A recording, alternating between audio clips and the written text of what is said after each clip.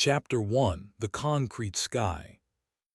The air tasted of cold steel and pressure. Jacob Heller ran a gloved thumb over the grimy lens of his headlamp, the beam cutting a solitary cone through a darkness so absolute it felt solid. Before him, the intercontinental pneumatic railway tunnel stretched into an artificial horizon, a perfect, machine-bored cylinder 3 stories tall. Its sheer scale was an obscenity, a monument to an ambition that had died decades before he was born. Corroded rails, wide as his torso, ran parallel into the gloom. They had never felt the weight of a train. A crackle burst from his radio. "See anything, Jake, besides the world's most expensive sewer pipe?" Jacob keyed the receiver on his shoulder strap. "Negative, Vance. Same view as the last 10 miles. Rivets, rust, and remarkable engineering. The resonance in here is something else. You can hear your own blood." "Poetic. I'm picking up some weird M interference from this access conduit. Get a sample of the corrosion on segment 77B. Corporate wants to know how their miracle alloy is holding up after 60 years of doing nothing." Jacob knelt, his knees protesting against the frozen concrete floor. He pulled a sampling kit from his pack. The scrape of the metal collection tool against the tunnel wall was obscenely loud, a screech that seemed to hang in the dead air for seconds. He sealed the rust flakes in a vial, labeling it with practiced efficiency. Everything he did was efficient, methodical. It was the only way to keep the other thoughts at bay, the ones that waited for the quiet moments. He stood, his light playing over the immense curved walls. He could see the stress lines in the concrete, faint cracks spreading like frozen lightning. An architectural autopsy. This place was a tomb, and they were disturbing the body. "Sample secured," Jacob said into the radio. "Anything on your end?" A silence. Jacob waited, 10 seconds, 20. The silence pressed in, no longer passive but active, smothering. "Vance, radio check." Only the faint hiss of static answered. A cold knot formed in his stomach. It had nothing to do with the tunnel's ambient temperature. He started walking, his pace measured. Panic was a luxury you couldn't afford a mile beneath the burring strait. His heavy boots crunched on fallen debris, each footstep a miniature explosion. He swept his light from side to side, painting the oppressive darkness with fleeting images of decay. A discarded wrench, fused to the floor by rust. A length of heavy cable, coiled like a dead metal serpent. "Vance, this isn't funny," he said, his voice tight. He rounded a gentle curve in the colossal tube. Up ahead, a service junction branched off, its heavy steel door agape. A faint, erratic light flickered from within. "There you are," Jacob muttered, relief warring with irritation. He quickened his pace. "Your signal must be getting blocked by the lead shielding. I told you these old Soviet junction boxes were trouble." He reached the doorway and peered inside. The room was small, a concrete cube filled with racks of silent, dead machinery. Vance was on the far side, his back to the door, fiddling with an open service panel. A shower of sparks erupted, casting Vance's shadow, long and distorted, against the wall. His headlamp was off. "Having fun?" Jacob asked, stepping over the raised threshold. Vance didn't turn around. He kept working at the panel, his movements jerky. "Almost got it.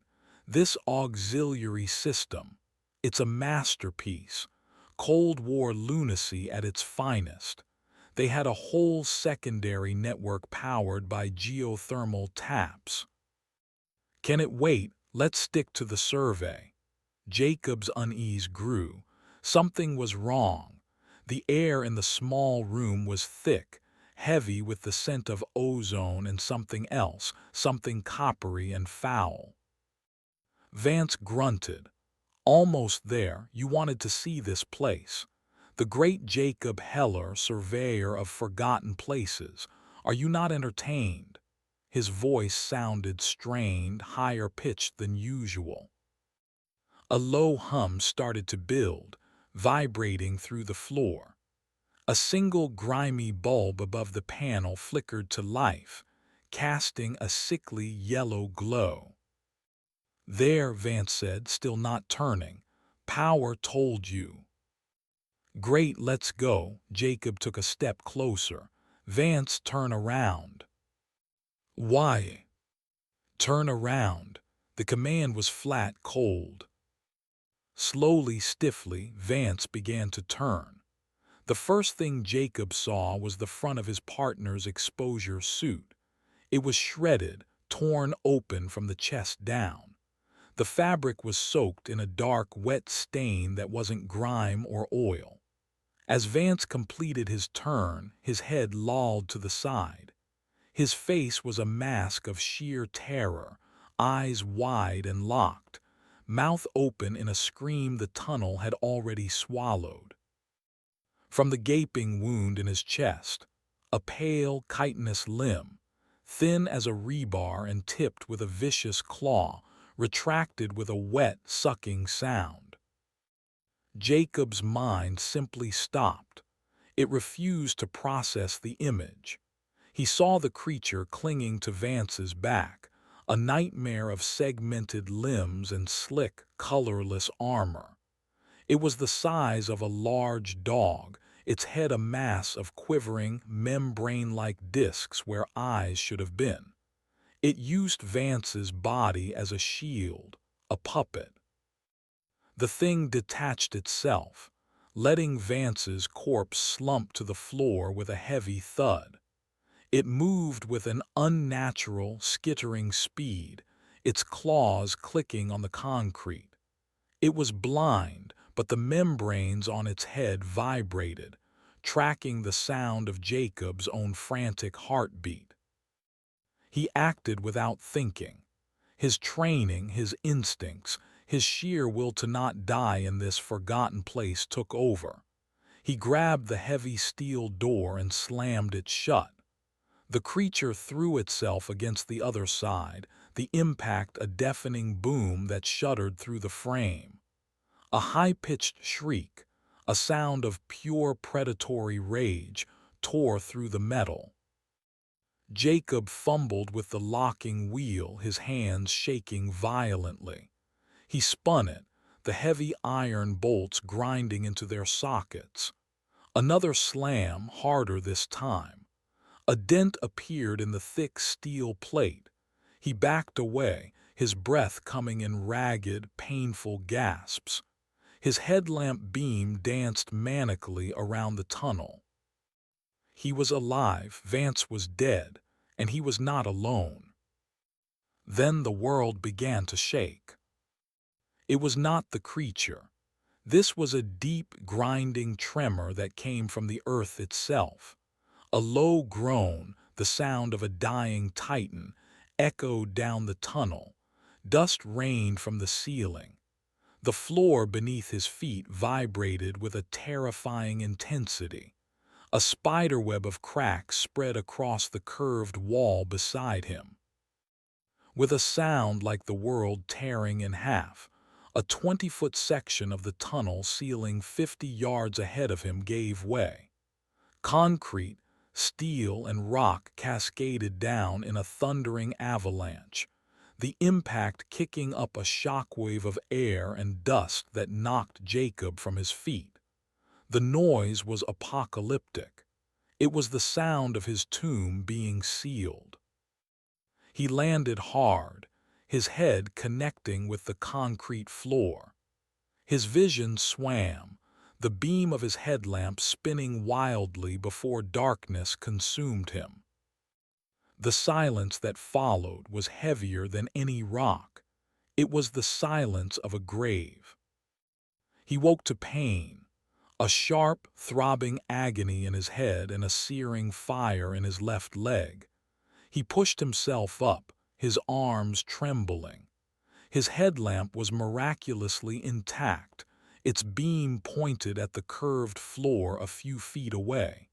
He was covered in a thick layer of gray dust. He sat up, gritting his teeth against the wave of nausea.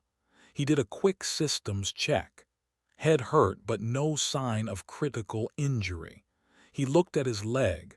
A piece of shrapnel, a twisted shard of rebar, was embedded in his calf, pinning the muscle to the bone. Blood was soaking through his suit. Bad, very bad. He forced himself to look down the tunnel. Where there was once a path, there was now a mountain of rubble. A solid wall of shattered concrete and twisted steel beams, reaching from floor to ceiling, sealing the tunnel completely.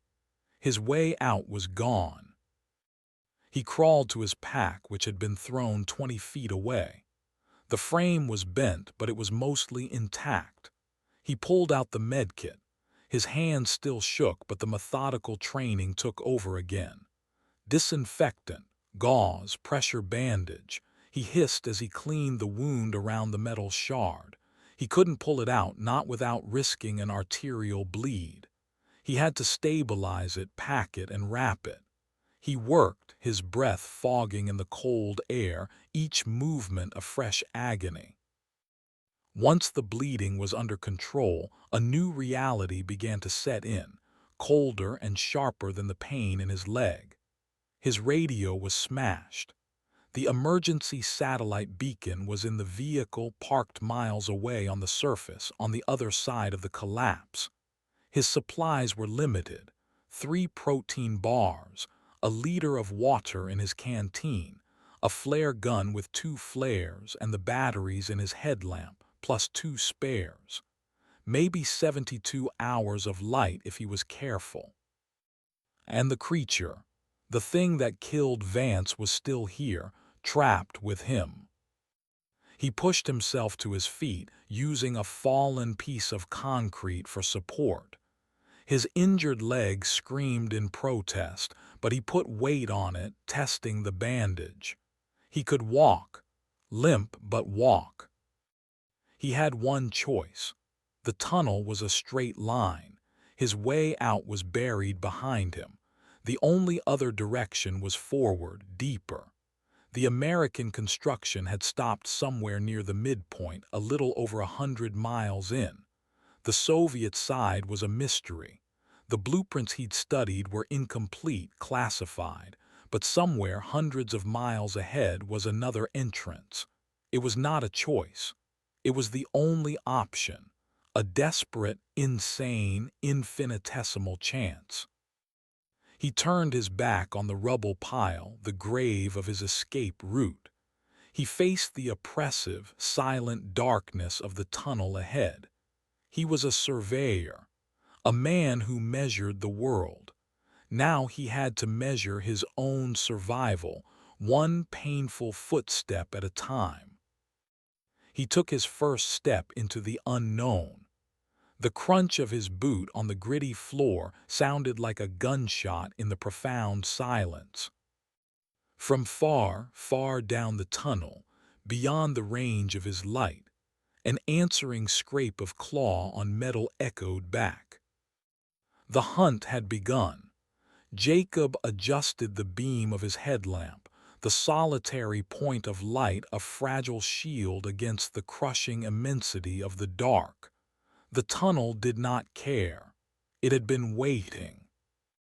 His first objective was clear, a pinpoint of hope in a sea of despair. Maintenance Station Epsilon 7. According to the schematics he had memorized, it was 3 miles ahead. A small, reinforced concrete bunker built into the tunnel wall. It might have supplies. It might have a hardline communication array. It might have a door he could lock. He started to move, forcing a rhythm. Step with the good leg, drag the bad one. The pain was a constant, pulsing companion, a fire in his calf that sent sparks up his spine with every movement. He focused on the beam of his light, keeping it steady, painting the path ahead. The tunnel was a repeating nightmare of gray concrete and red rust. Segment after segment, identical, hypnotic. He passed the junction where Vance had died. The steel door was still dented, a silent testament to the creature's fury. He did not look at it. Looking at it would make it real again, and he needed all his focus for the here and now. The survival machine had to be in control. The grieving man could come later, if there was a later. The silence was a physical presence. It pressed on his eardrums. He could hear the soft whisk of the ventilation in his suit, the slick sound of his own swallowing, the pounding of his heart. Every little noise he made seemed to shout into the void, "Here I am, a thing of flesh and noise. Come and get me." An hour into his trek he saw them, tracks, not his own. On the dusty floor there were strange three-toed prints like a bird's but larger, heavier. They were accompanied by thin, parallel lines scratched into the concrete, drag marks from the creature's claws. They led into the darkness ahead, a clear path he was forced to follow. It was not just in the tunnel with him, it was moving in the same direction. Hunting or patrolling. He stopped, switching off his headlamp. The darkness that flooded in was total. It was a physical thing, a black velvet cloak that smothered his senses. He held his breath, listening. For a full minute there was nothing. Then he heard it, a faint, wet, clicking sound. It was rhythmic, almost conversational. It came from somewhere ahead, echoing strangely in the confined space. It was a sound his ears could barely register, more of a pressure change than an audible noise. The language of the dark. He clicked his light back on, the sudden brightness making him flinch. He needed the light. The psychological toll of that absolute blackness was a danger as potent as any creature. He pushed onward, his nerves screaming. Every shadow seemed to coalesce into a crouching form. Every drip of condensation from the ceiling was a footstep behind him. The tunnel was playing tricks on him, using his own imagination as a weapon. He began talking to himself, his voice a low, rough whisper. Segment 92A structural integrity appears stable. Minor water seepage from ceiling joint. He was narrating his own survey, giving himself a purpose, keeping the machine running. Vance would have made a stupid joke here, something about the tunnel crying. The thought of Vance brought a sharp pang of guilt. He had left his partner's body in that room. There was nothing he could have done, but the knowledge was a stone in his gut. He saw something glinting in the path ahead. He approached cautiously, his makeshift crutch, a length of fallen conduit at the ready. It was Vance's helmet. It was heavily damaged, the visor shattered. A deep V-shaped gouge was carved into the side as if from an immense claw. He picked it up. It was empty. The creature had not taken Vance's body, it had taken his head. Why a trophy or food? The thought made him sick. He left the helmet where it lay and continued. The air was getting colder, the pressure subtly changing. He was descending, moving deeper into the Earth's crust. According to the plans, the tunnel dipped here to pass beneath a subterranean geological fault. It was here, in the deeper, colder section, that he first saw her. He was scanning the walls, his light tracing the long, sweeping curves when the beam caught something. A flash of color. A small, red shape huddled against the far wall, almost at the edge of his light's reach. His heart hammered against his ribs. He froze, lowering the beam. It couldn't be. He raised the light again, slowly. The shape was a small figure in a red raincoat. A child. It was a little girl with blonde hair, her face turned away from him, looking at the wall. Maya, the name escaped his lips, a strangled, incredulous whisper. The figure didn't move. It was impossible, a hallucination, a trick of the mind brought on by trauma, isolation, and the strange pressure. He knew it. The logical, methodical part of his brain screamed it at him. But the father in him took a step forward. "Maya, honey," his voice cracked. The figure turned its head. The beam of his headlamp was too weak to illuminate the face clearly at this distance, but he could see the silhouette. It was her. It was his daughter. The daughter he had buried 2 years ago after a pointless, stupid car accident. She raised a small hand and pointed down the tunnel, deeper into the darkness. Then, as quickly as she had appeared, she faded. The light from his headlamp passed through where she had been, revealing nothing but the damp, stained concrete of the tunnel wall. Jacob stood trembling, his breath misting in the frigid air. He squeezed his eyes shut. "Get a grip, Heller. It's not real, it's the pressure, the dark." But the image was burned into his retinas. Maya in her little red coat, pointing the way. He felt a sudden, chilling thought. Was it a warning? Was she pointing him away from danger or toward it? Was it his mind trying to save him? Or was the tunnel itself showing him what he wanted to see, luring him? He shook his head, trying to clear it. He had a goal, Epsilon 7. He focused on it, a mantra against the rising tide of madness. The station was his only hope. He limped on, the pain in his leg now a dull, distant ache compared to the fresh agony in his soul. The vision had broken something in him. The machine had a crack in its casing. 2 hours later, haggard and on the verge of collapse, he saw it. A rectangular shape breaking the endless curve of the tunnel wall. A block of reinforced concrete with a heavy steel door set into it. A small, stenciled sign, barely legible under layers of grime, read, Epsilon 7. Relief, so powerful it was dizzying, washed over him. He practically fell against the door, his hands searching for the locking mechanism. He found the wheel, just like the one at the junction. It was frozen with rust. He put his shoulder into it, grunting with effort. Nothing. He braced his good leg and threw his entire body weight against it. The wheel groaned, then moved a fraction of an inch. Hope surged.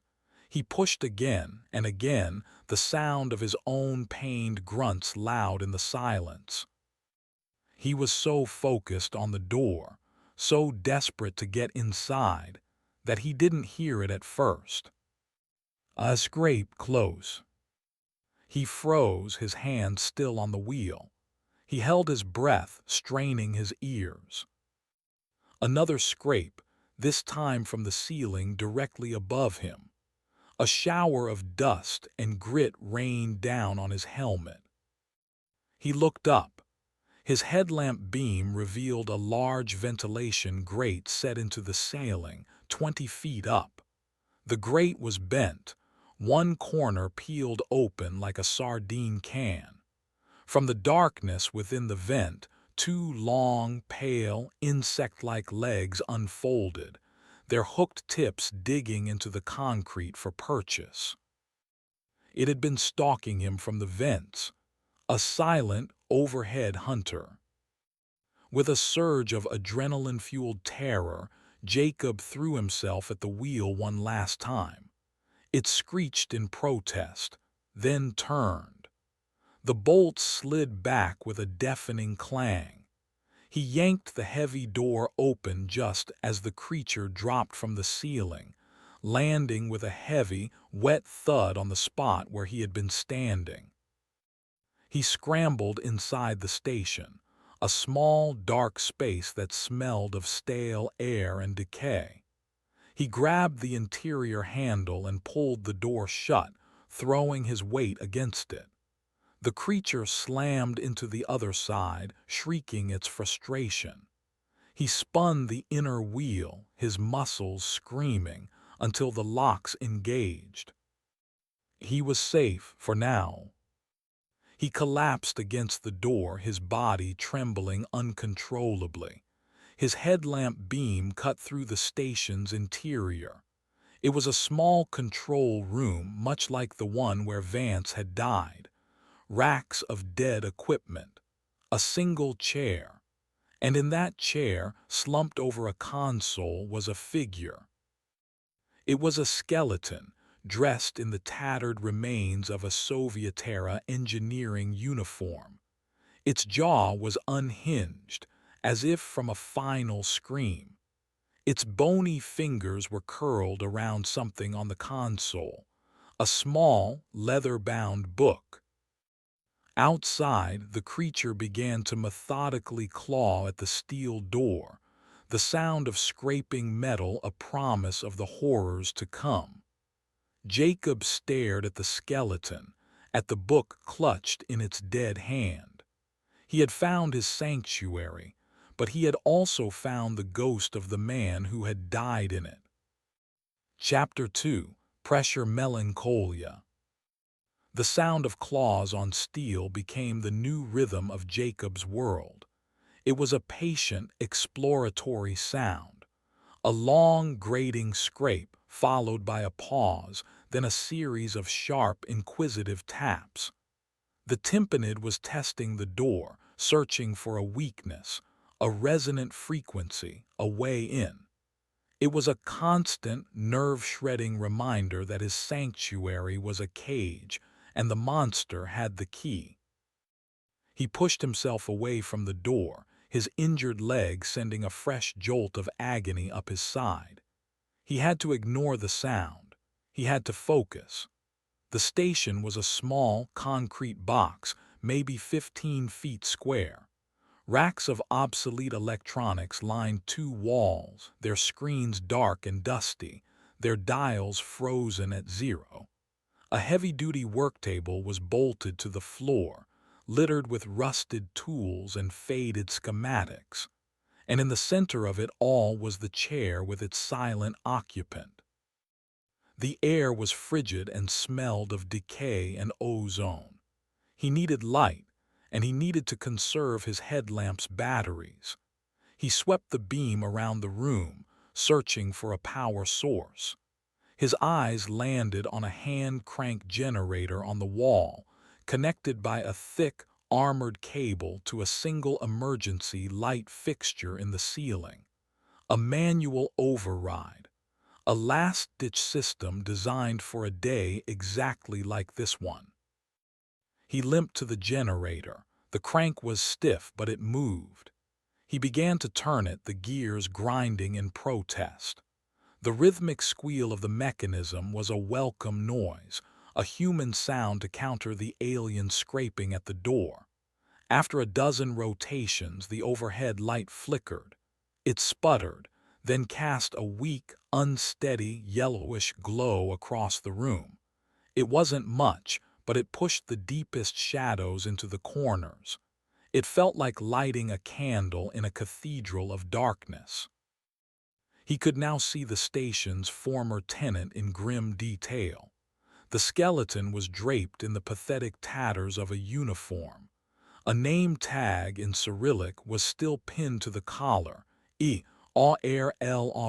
I Orlov. The man's skull was tilted back, empty eye sockets staring at the ceiling. Jacob felt a strange kinship with the corpse. You and me both, Orlov. You and me both. Clutched in Orlov's skeletal right hand was the logbook. Jacob approached cautiously, a strange reverence holding him. He gently pried the book from the bone-white fingers. They were stiff, unyielding. With a dry crack, one of the finger bones snapped. The sound was obscenely loud in the small room. Jacob froze, his heart pounding, but the scraping outside didn't change its rhythm. The creature hadn't noticed. He took the book to the work table and sat on a rusty stool. The leather cover was cracked and stained, but intact. He opened it. The first few pages were filled with neat, precise Cyrillic script, accompanied by complex equations and technical drawings of the tunnel itself. It was an engineer's log. Even without understanding the language, Jacob could recognize the universal symbols of physics and engineering.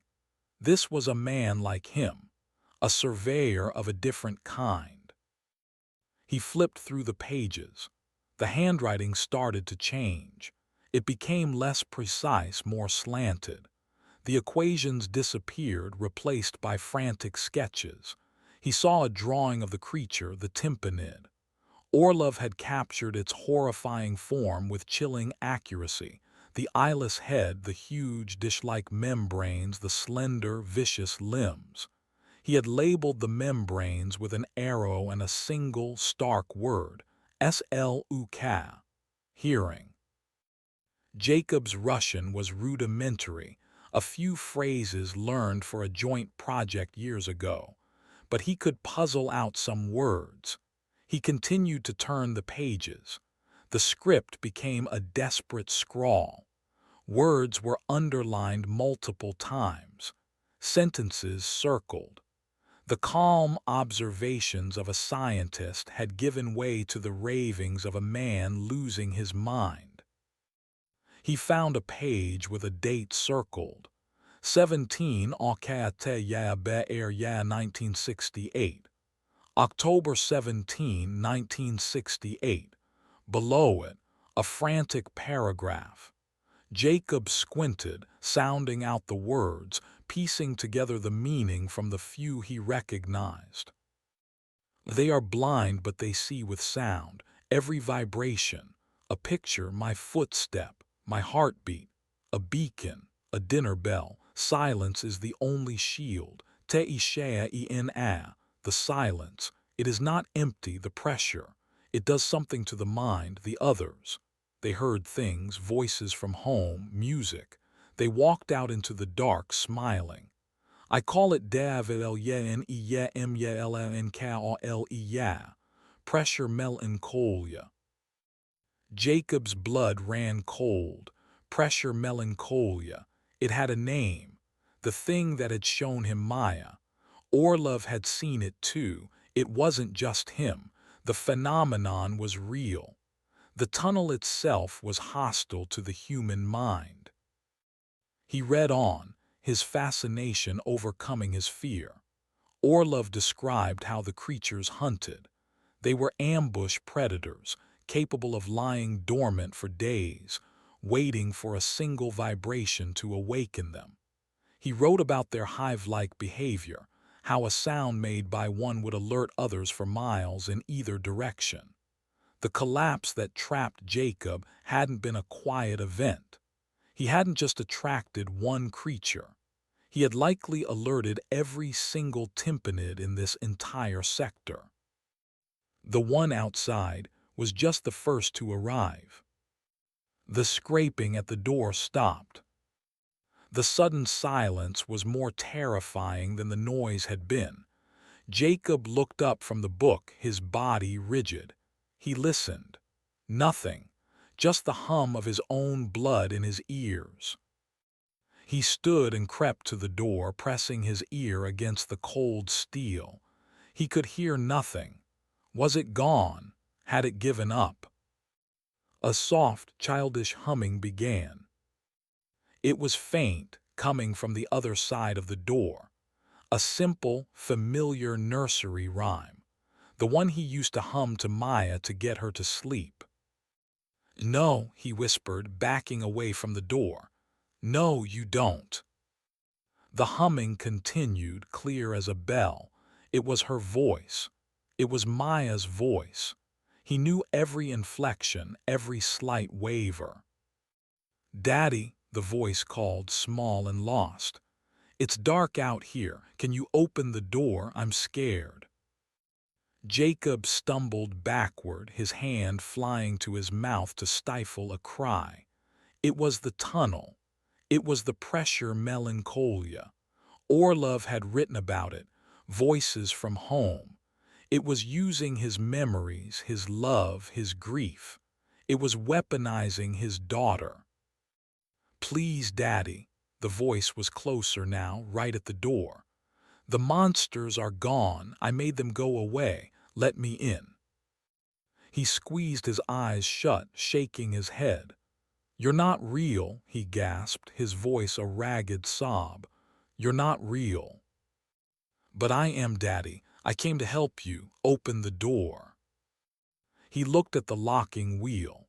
His hand twitched, an involuntary impulse to turn it, to let his daughter in, to end this nightmare. It was the most powerful, insidious temptation he had ever faced. He remembered Orlov's drawing of the tympanid. He remembered the thing wearing Vance's body like a suit. A new, horrifying thought bloomed in his mind. The creature's mimic sound. What if the tunnel wasn't creating the hallucination? What if the creature was? What if it had somehow accessed his thoughts, his memories, and was now projecting the one sound in the universe it knew he could not resist? The question was academic. Real or not, opening that door was death. "Go away," he shouted, his voice cracking. "Leave me alone." The humming stopped. The sweet, childish voice was replaced by a low, guttural snarl of frustration. A thunderous boom echoed as the tympanid threw its full weight against the door, the impact shuddering through the entire station. It had been a trick, a sophisticated, cruel, intelligent trick. Jacob scrambled away from the door, his heart threatening to burst from his chest. He retreated to the far side of the room, putting the corpse of Dr. Orlov between himself and the entrance. The creature outside began to attack the door with a renewed, mindless fury, the sounds of its assault a constant, brutal barrage. He needed to think. He needed a plan. This station was a temporary reprieve, not a solution. He looked again at the logbook, his hands trembling as he flipped to the last few pages. The writing there was barely legible, a chaotic spiderweb of ink. He found a diagram, a rough sketch of the station's layout. Orlov had drawn an arrow pointing to a spot on the floor behind the main equipment racks. He had written a single word next to it, "P-A-B-Y-G." Escape. Jacob's eyes darted to the racks. They were heavy, bolted to the floor. Behind them was a solid concrete wall. There was no escape. Had Orlov finally gone completely mad? He looked closer at the drawing. It wasn't a tunnel. It was a shaft. A narrow maintenance conduit leading down. A service hatch concealed beneath a floor plate.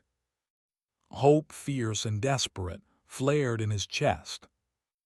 He grabbed a heavy pry bar from the workbench. The equipment racks were immovable. He had to get them out of the way. He found the bolts securing the first rack to the floor. They were thick, rusted solid. He wedged the tip of the pry bar under the rack's leg and put all his weight on it.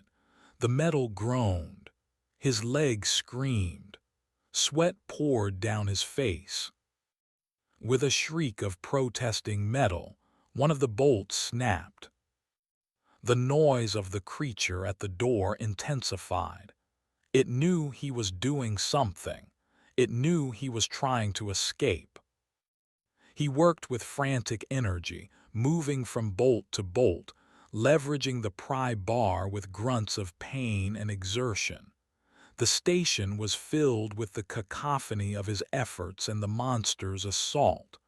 One by one, the bolts gave way.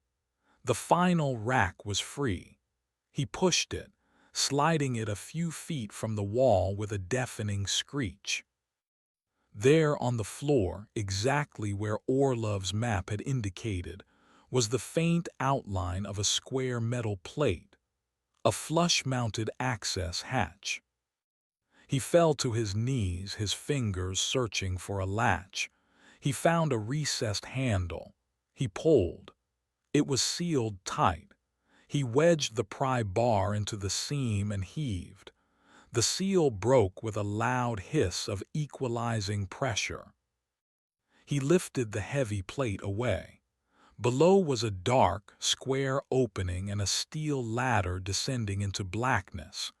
The air that rose from the shaft was stale and cold, but it smelled different. It smelled of deep earth and ozone. It smelled of a way out. He turned for his pack, grabbing it and slinging it over his shoulder. He took one last look at the room, at the swinging emergency light, at the empty chair where Orlov had sat. He felt a pang of gratitude for the dead man. The logbook had saved his life. He read the final, smeared entry, the last words the terrified physicist had ever written. ONRSL Yerushea ite in yete o, cheterote yerude yela yeshayeri. ONRSL Yerushea ite, cheterote yerude yeshayeri. It hears not what you do, it hears what you think. A deafening crack echoed from the door. A long, thin fissure appeared in the steel. A pale, chitinous claw poked through the opening, wriggling like a worm. There was no time left. Jacob swung his legs into the shaft, his good foot finding the top rung of the ladder. He began his descent, lowering himself into the suffocating, unknown darkness below, leaving the dead engineer and the monster to their shared tomb. The sound of the steel door beginning to buckle was the last thing he heard from Epsilon 7. Chapter 3: A Chorus of Clicks. The darkness of the maintenance shaft was different from the darkness of the tunnel. It was tighter, more intimate. It pressed in from all sides, the cold, rough concrete walls brushing against Jacob's shoulders as he descended. The air was thick with the smell of rust and stagnant water. His headlamp beam was swallowed by the oppressive blackness just a few feet below him, revealing only the next few rungs of the corroded steel ladder. He descended rung by painful rung, his arms burning, his injured leg a dead weight that threatened to overbalance him with every move. The sounds from the station above faded, replaced by the soft scrape of his boots on the ladder, the whisper of his own breathing, and the frantic drumming of his heart. He was climbing down into the guts of the earth, with no idea what he would find at the bottom. After what felt like an eternity, his foot touched something solid. He had reached the bottom. He swung off the ladder onto a narrow metal catwalk. He swept his light around. He was in another tunnel, but this one was tiny compared to the main artery above. It was a cylindrical service conduit, no more than 8 feet in diameter, filled with thick bundles of armored cables and coolant pipes running along the walls. It was a claustrophobic's nightmare. He checked his direction. According to Orlov's crude map, this conduit should run parallel to the main tunnel for about a mile before connecting with a pumping station. It was a bypass, a way to circumvent whatever horrors lurked in the next section of the railway. He started moving, the catwalk ringing with each of his limping footsteps. The sound was horribly loud in the confined space. He imagined the vibrations traveling through the rock, through the concrete, a clear signal to the creatures above. He tried to walk softer, but the pain in his leg made it impossible. Every step was a gamble. The conduit was a labyrinth of machinery. He squeezed past massive, silent valve assemblies and ducked under heavy coolant pipes slick with condensation. The air grew warmer, humid. A low hum vibrated through the metal catwalk, a sign of distant, functioning machinery. Perhaps the geothermal system Vance had mentioned. The hum was a double-edged sword, a sign of potential power, but also a source of constant vibration, a potential lure. He found another body. It was half-slumped against a bundle of pipes, a skeleton in the same Soviet-era uniform as Orlov. This one had a massive, rusted wrench clutched in its hands. The skull had been crushed, a huge, gaping hole in its side. Another victim of the creatures, or maybe of the pressure melancholia. There was no way to know. The dead kept no secrets. Beside the body was a heavy-duty battery pack, the kind used to power industrial cutting tools. Jacob's heart leaped. He checked the charge indicator. 2 of the 5 lights blinked green. It wasn't full, but it was more power than he had. His headlamp used a similar battery type. He could swap them out, giving him precious hours of light. As he worked, unscrewing the housing on his headlamp, his light flickered and died. The battery was spent. For a terrifying moment, he was plunged back into that absolute, suffocating darkness. He fumbled with the new battery, his fingers clumsy with haste. The clicking of the plastic housing sounded like a countdown. He slotted the new battery in and screwed the cap on. He hit the switch. Light flooded the conduit. The relief was a physical thing, a warmth that spread through his chest. He had a new lease on life. He continued on, the hum of the machinery growing louder. The conduit began to descend sharply, ending in a spiral staircase that led down to a large, cavernous chamber. This had to be the pumping station. He peered down from the top of the stairs. The chamber was immense, a 3-story cube carved from the rock, filled with a colossal, silent piece of machinery that looked like the heart of a mechanical god. Pipes as wide as his body snaked from it, disappearing into the walls. A control room, its windows dark, overlooked the chamber from the far side. This was a place of power, of noise, of vibration. It was the most dangerous place he could be. As if to confirm his fears, he saw movement on the floor below. His light caught a flash of pale chitin, a tympanid. It skittered across the floor, its head membranes quivering as it sensed the hum of the station. Then another emerged from behind the main pump, and a third. There was a pack of them down there, drawn by the geothermal machinery. He was trapped. He couldn't go down and he couldn't go back. The creature from Epsilon 7 was likely searching for him in the conduit above. He crouched at the top of the stairs, hidden in the shadows, and turned off his light. He watched the creatures in the ambient darkness, their forms barely visible as pale shapes moving against the darker machinery. They were communicating. The air filled with that subsonic, pressure-based clicking, a chorus of clicks that made the bones in his skull vibrate. They were agitated, active. He was caught between two sets of monsters. He was running out of options. His mind raced, searching for a way out. He needed a distraction, a big one, something to draw them away from the exit on the far side of the chamber. His hand went to his flare gun. The noise of the launch and the intense light would certainly draw their attention, but it would be brief. He needed something sustained.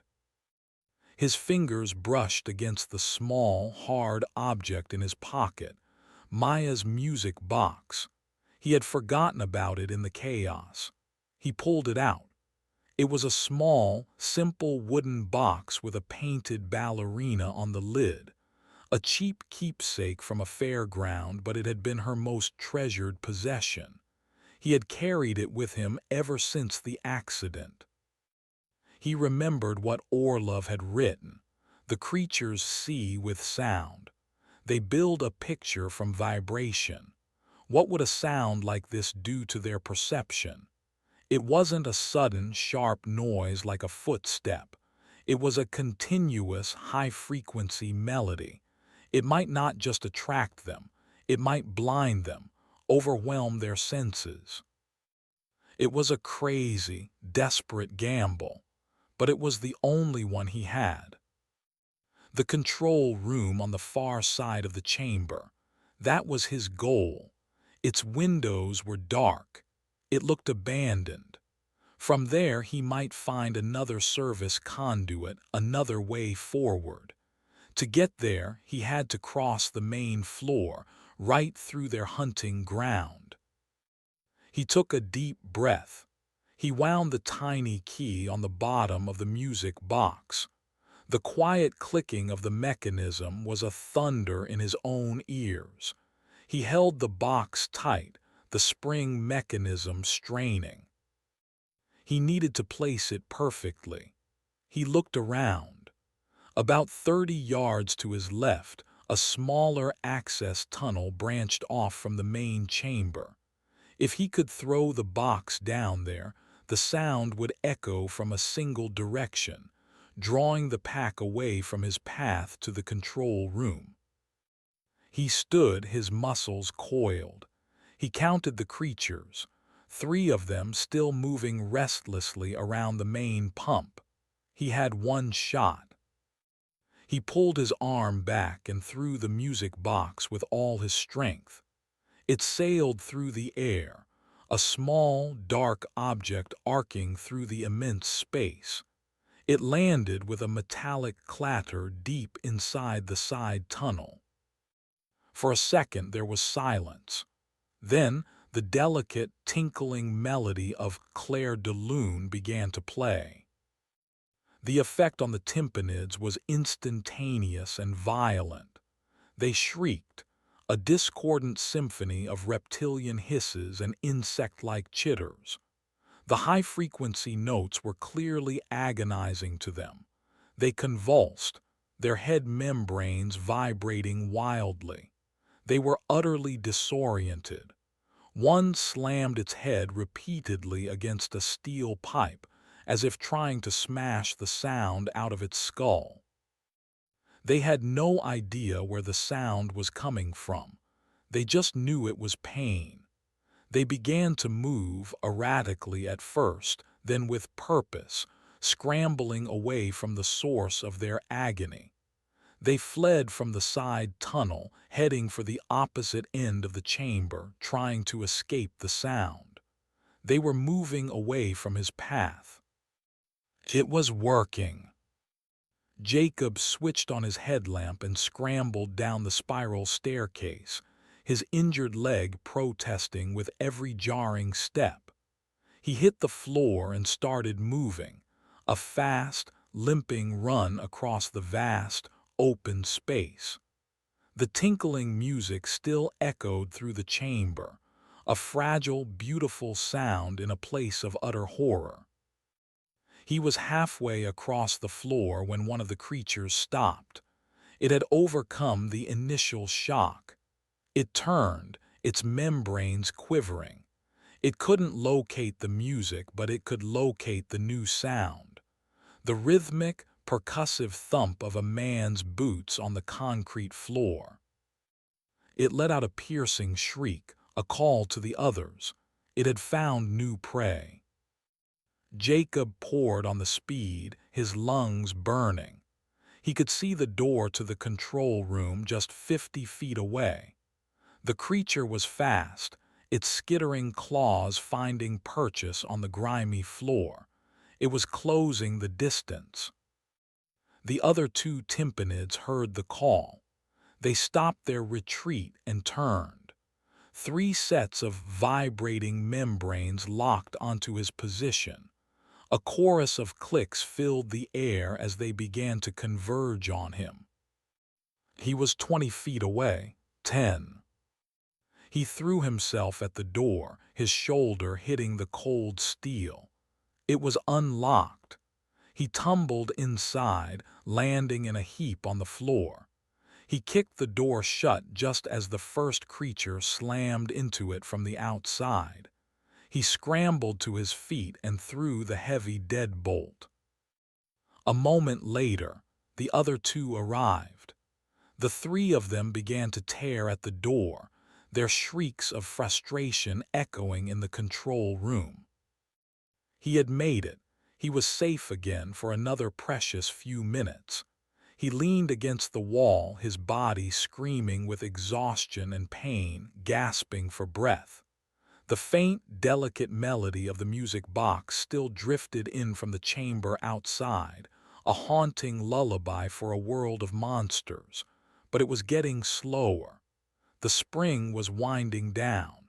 Soon, the music would stop, and the creature's full attention would be on him. He looked around the control room. It was small, filled with consoles that were, surprisingly, humming with low power.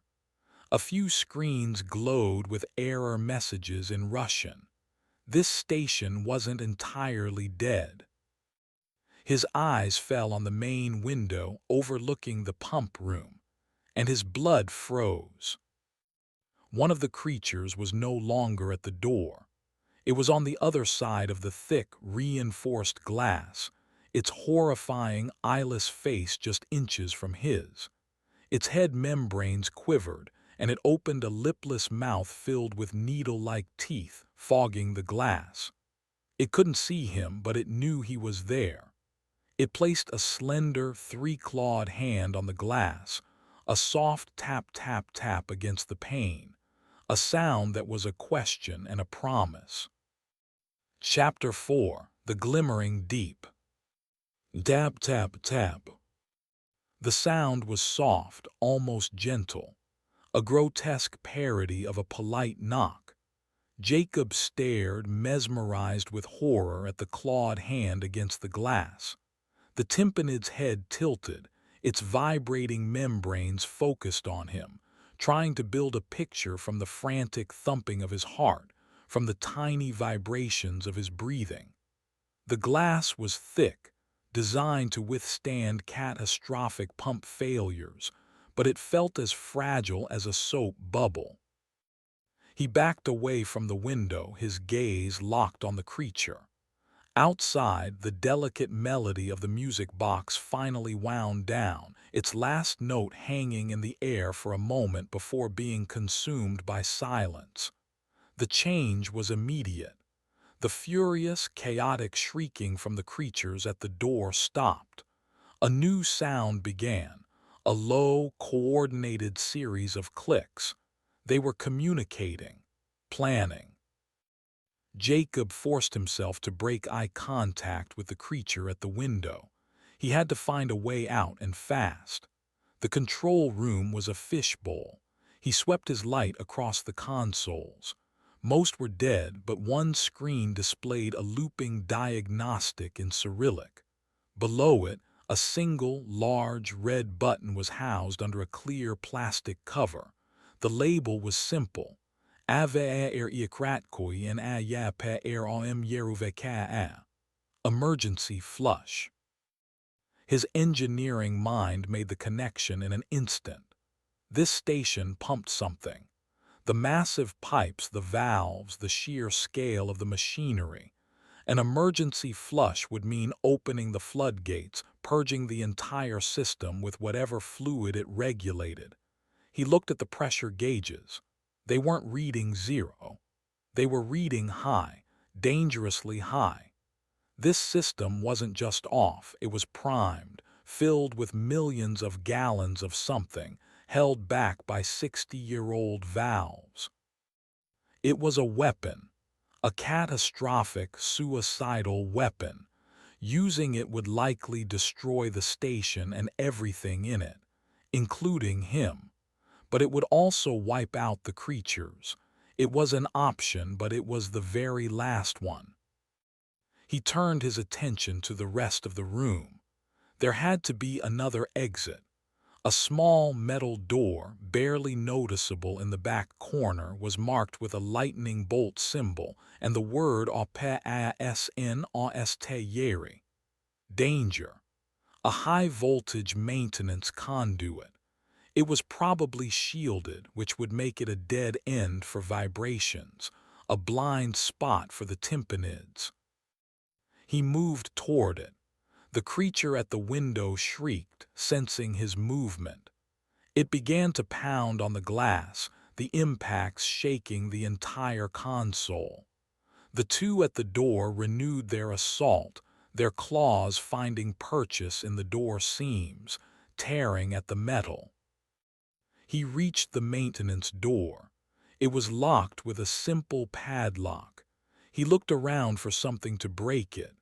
His eyes landed on the fire axe in its emergency case on the wall. He smashed the glass with his pry bar, pulled out the axe, and swung it at the lock. The shackle snapped on the second blow. He pulled the door open. A wave of hot, ozone-heavy air washed over him.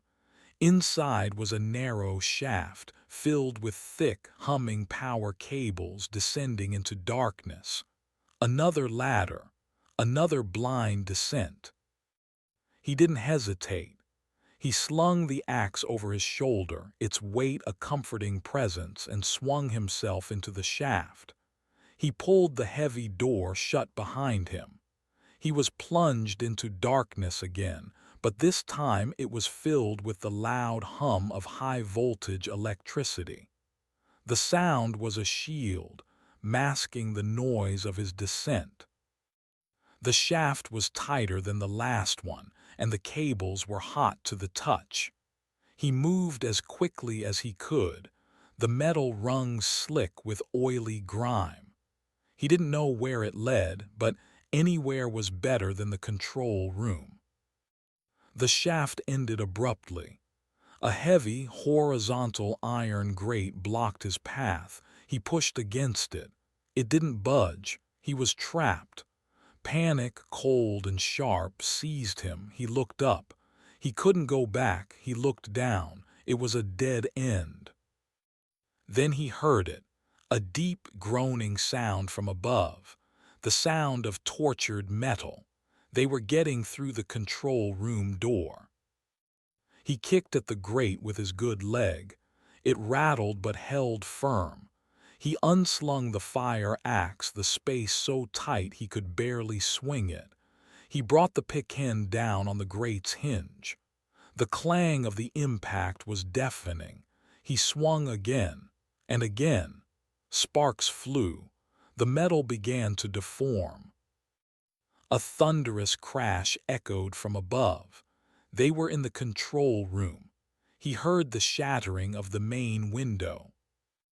He swung the axe with all his remaining strength. The hinge broke. The grate fell away, clattering into the space below. He didn't wait to see what was there. He dropped through the opening, falling the last 10 feet and landing in a heap on a pile of silt and gravel. The impact sent a blinding sheet of pain through his injured leg. He cried out, the sound swallowed by a sudden, vast openness. He had fallen into another section of the main railway tunnel. He pushed himself up, his entire body trembling with shock and adrenaline. He had survived. He was out. But something was wrong. The air here was different, heavy, wet. The floor wasn't concrete, it was soft, muddy silt. He swept his light forward. The tunnel ahead was flooded. A vast, underground lake of still, black water stretched out into the darkness, its surface as smooth as glass. The water was unnervingly clear. He could see the corroded railway tracks descending into the depths until they disappeared. He looked back the way he came. The water began just a few feet from where he stood. The pumping station was behind him on higher ground, the emergency flush. It wasn't for the pumps, it was for this. A reservoir, or a natural aquifer the tunnel had breached, an underground ocean. He was at the edge of a shoreline, in the center of the earth. He scanned the water's surface with his light. Something was moving in the water. Faint, ghostly lights like fireflies drifted in the deep. They pulsed with a gentle, blue-green bioluminescence. Glimmerfish. He remembered them from Orlov's logbook. Harmless. The soft, beautiful light was calming. He sat for a moment at the water's edge, catching his breath, the adrenaline beginning to fade, leaving behind a deep, bone-weary exhaustion. The tympanids were behind him on the other side of the pumping station. The water was a natural barrier. They wouldn't be able to cross it. For the first time in what felt like days, he was truly safe from them. He took out his canteen and drank, the lukewarm water a balm to his raw throat. He had to figure out his next move. The tunnel continued on the other side of the lake, but how far did the water extend? Miles. Was it shallow enough to wade through? It was then, in the relative quiet, that the pressure melancholia returned. It came not with a vision of Maya, but with a sound, a memory, the sound of a car crash, the screech of tires, the horrific crunch of metal, the sounds that haunted his waking life, now made real by the tunnel's oppressive silence. He shook his head, trying to banish the memory. "Not real," he whispered, his voice hoarse. He focused on the glimmerfish. Their gentle, silent dance was a balm. As he watched, their lights began to reveal the things hidden in the deep. He saw the submerged, skeletal framework of a construction scaffold, the rusted hulk of a mining cart, and a body. It was floating 20 feet from the shore, suspended vertically in the clear water. It was a man in a tattered exposure suit, his arms outstretched as if in a grotesque embrace. The glimmerfish swarmed around him, their lights illuminating his face. His eyes were wide open, his mouth a perfect O of surprise. Jacob felt a wave of nausea. As he watched, a glimmerfish swam directly through the man's chest. It wasn't a body. It was an image, a projection in the water, a hallucination. His gaze was drawn deeper beyond the phantom corpse.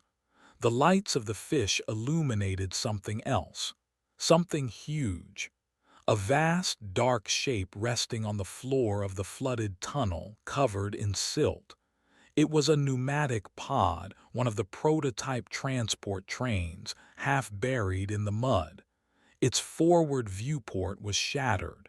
It was a tomb. And standing on top of it, deep beneath the water, was a little girl in a red raincoat. It was Maya. She wasn't a fleeting image this time. She was solid, real. The glimmerfish swam around her, their light casting her in an ethereal blue glow. She was looking right at him. She wasn't pointing. She wasn't beckoning. She was just watching him, her expression unreadable. Jacob's breath hitched. He knew it was impossible. He knew it was a trick of his mind, of the tunnel. But the image was so clear, so perfect. It was his daughter. He got to his feet, his mind at war with itself. It's not real. It hears what you think. Orlov's warning. The tunnel was projecting his deepest desire, his most profound loss. But what if it wasn't? What if it was something else? A psychic echo, a ghost, a warning. He had to get closer. He had to know. He took a step into the water. It was shockingly cold, a thermal agony that shot up his leg. He ignored it. He waded deeper, the water rising to his knees, then his waist. His light cut a swath through the black water, illuminating the path toward the submerged pod. He was 20 feet in when he saw it. The glimmerfish near the pod suddenly scattered, their lights extinguishing in a panic. The image of Maya flickered and vanished. From the shattered viewport of the submerged train, something emerged. It was not a hallucination. It was a long, pale, serpentine body unfolding itself from the train's interior. It was followed by another, and another. They were a nest of pale, eel-like things, each as thick as his thigh. They had no eyes, only huge, gaping maws that opened and closed, tasting the water. They had been drawn not by the light, but by the vibration of his entrance into the water. The hallucination of Maya hadn't been a comfort or a ghost. It had been a lure. The tunnel had shown him the one thing it knew he would walk toward, and it had led him straight into a nest of something new, something that lived in the water. He was chest-deep in their hunting ground, 100 feet from shore, and the things from the train were beginning to swim toward him. Chapter 5: The Heartbeat. The water, which had felt merely cold a moment before, now felt like a liquid tomb. Jacob scrambled backward, his feet slipping on the silty floor. The serpentine creatures moved with a horrifying, fluid grace, their pale bodies stark against the black water. They were not fast, but they were methodical, spreading out, flanking him. He turned and lunged for the shore, his movements clumsy and panicked in the chest-deep water. The drag was immense. Each step was a struggle. His injured leg, numb from the cold, was now a useless anchor. He could hear the soft displacement of water behind him as the creatures closed in. He fell, his head going under. The shock of the freezing water was a physical blow. He came up sputtering, his headlamp beam slicing wildly through the darkness. One of the creatures was terrifyingly close, its eyeless head raised from the water, its gaping mouth opening to reveal rows of needle-like teeth. He swung the fire axe, which he still gripped with white knuckles. He didn't aim. He just swung. The flat of the axe caught the creature on the side of its head with a sickening, wet thud. It convulsed and retreated, its thrashing churning the water into a froth. but the others kept coming. He finally reached shallower water, crawling on his hands and knees, dragging himself out of the lake. He collapsed onto the muddy bank, gasping, his body shaking violently from cold and terror. He looked back at the water. The creatures had stopped at the shoreline, their serpentine bodies coiled just beneath the surface, their maws opening and closing. They were waiting. He had escaped, but he was trapped. The lake blocked his path forward. The pumping station, now certainly swarming with tympanids, blocked his path back. He was marooned on a tiny strip of muddy land in the center of the earth. He pushed himself to his feet and began to assess his new prison. The shoreline was narrow, only about 20 feet wide before it met the curving wall of the tunnel. It stretched into the darkness in both directions, following the edge of the subterranean lake. He limped along the edge, his light scanning the tunnel wall, searching for another service hatch, another conduit, any kind of escape. There was nothing, just smooth, seamless concrete. He was out of options, utterly, completely out of options. The knowledge settled on him not with a rush of panic, but with a strange, cold calm. The survival machine had run out of road. He sat down heavily on a dry patch of concrete, his back against the cold tunnel wall. He took off his pack and began a final inventory. 1.5 protein bars, maybe half a liter of water. His headlamp battery was fresh, but it wouldn't last forever. The fire axe, and the book, Orlov's logbook. He opened it again, the pages stiff with moisture. He didn't know what he was looking for. A final piece of advice. An answer he had missed. He turned to the very last page, past the final, scrawled entry. There was another map. It was different from the others, not a schematic. It was a geological survey map, showing the tunnel as a thin line cutting through layers of rock.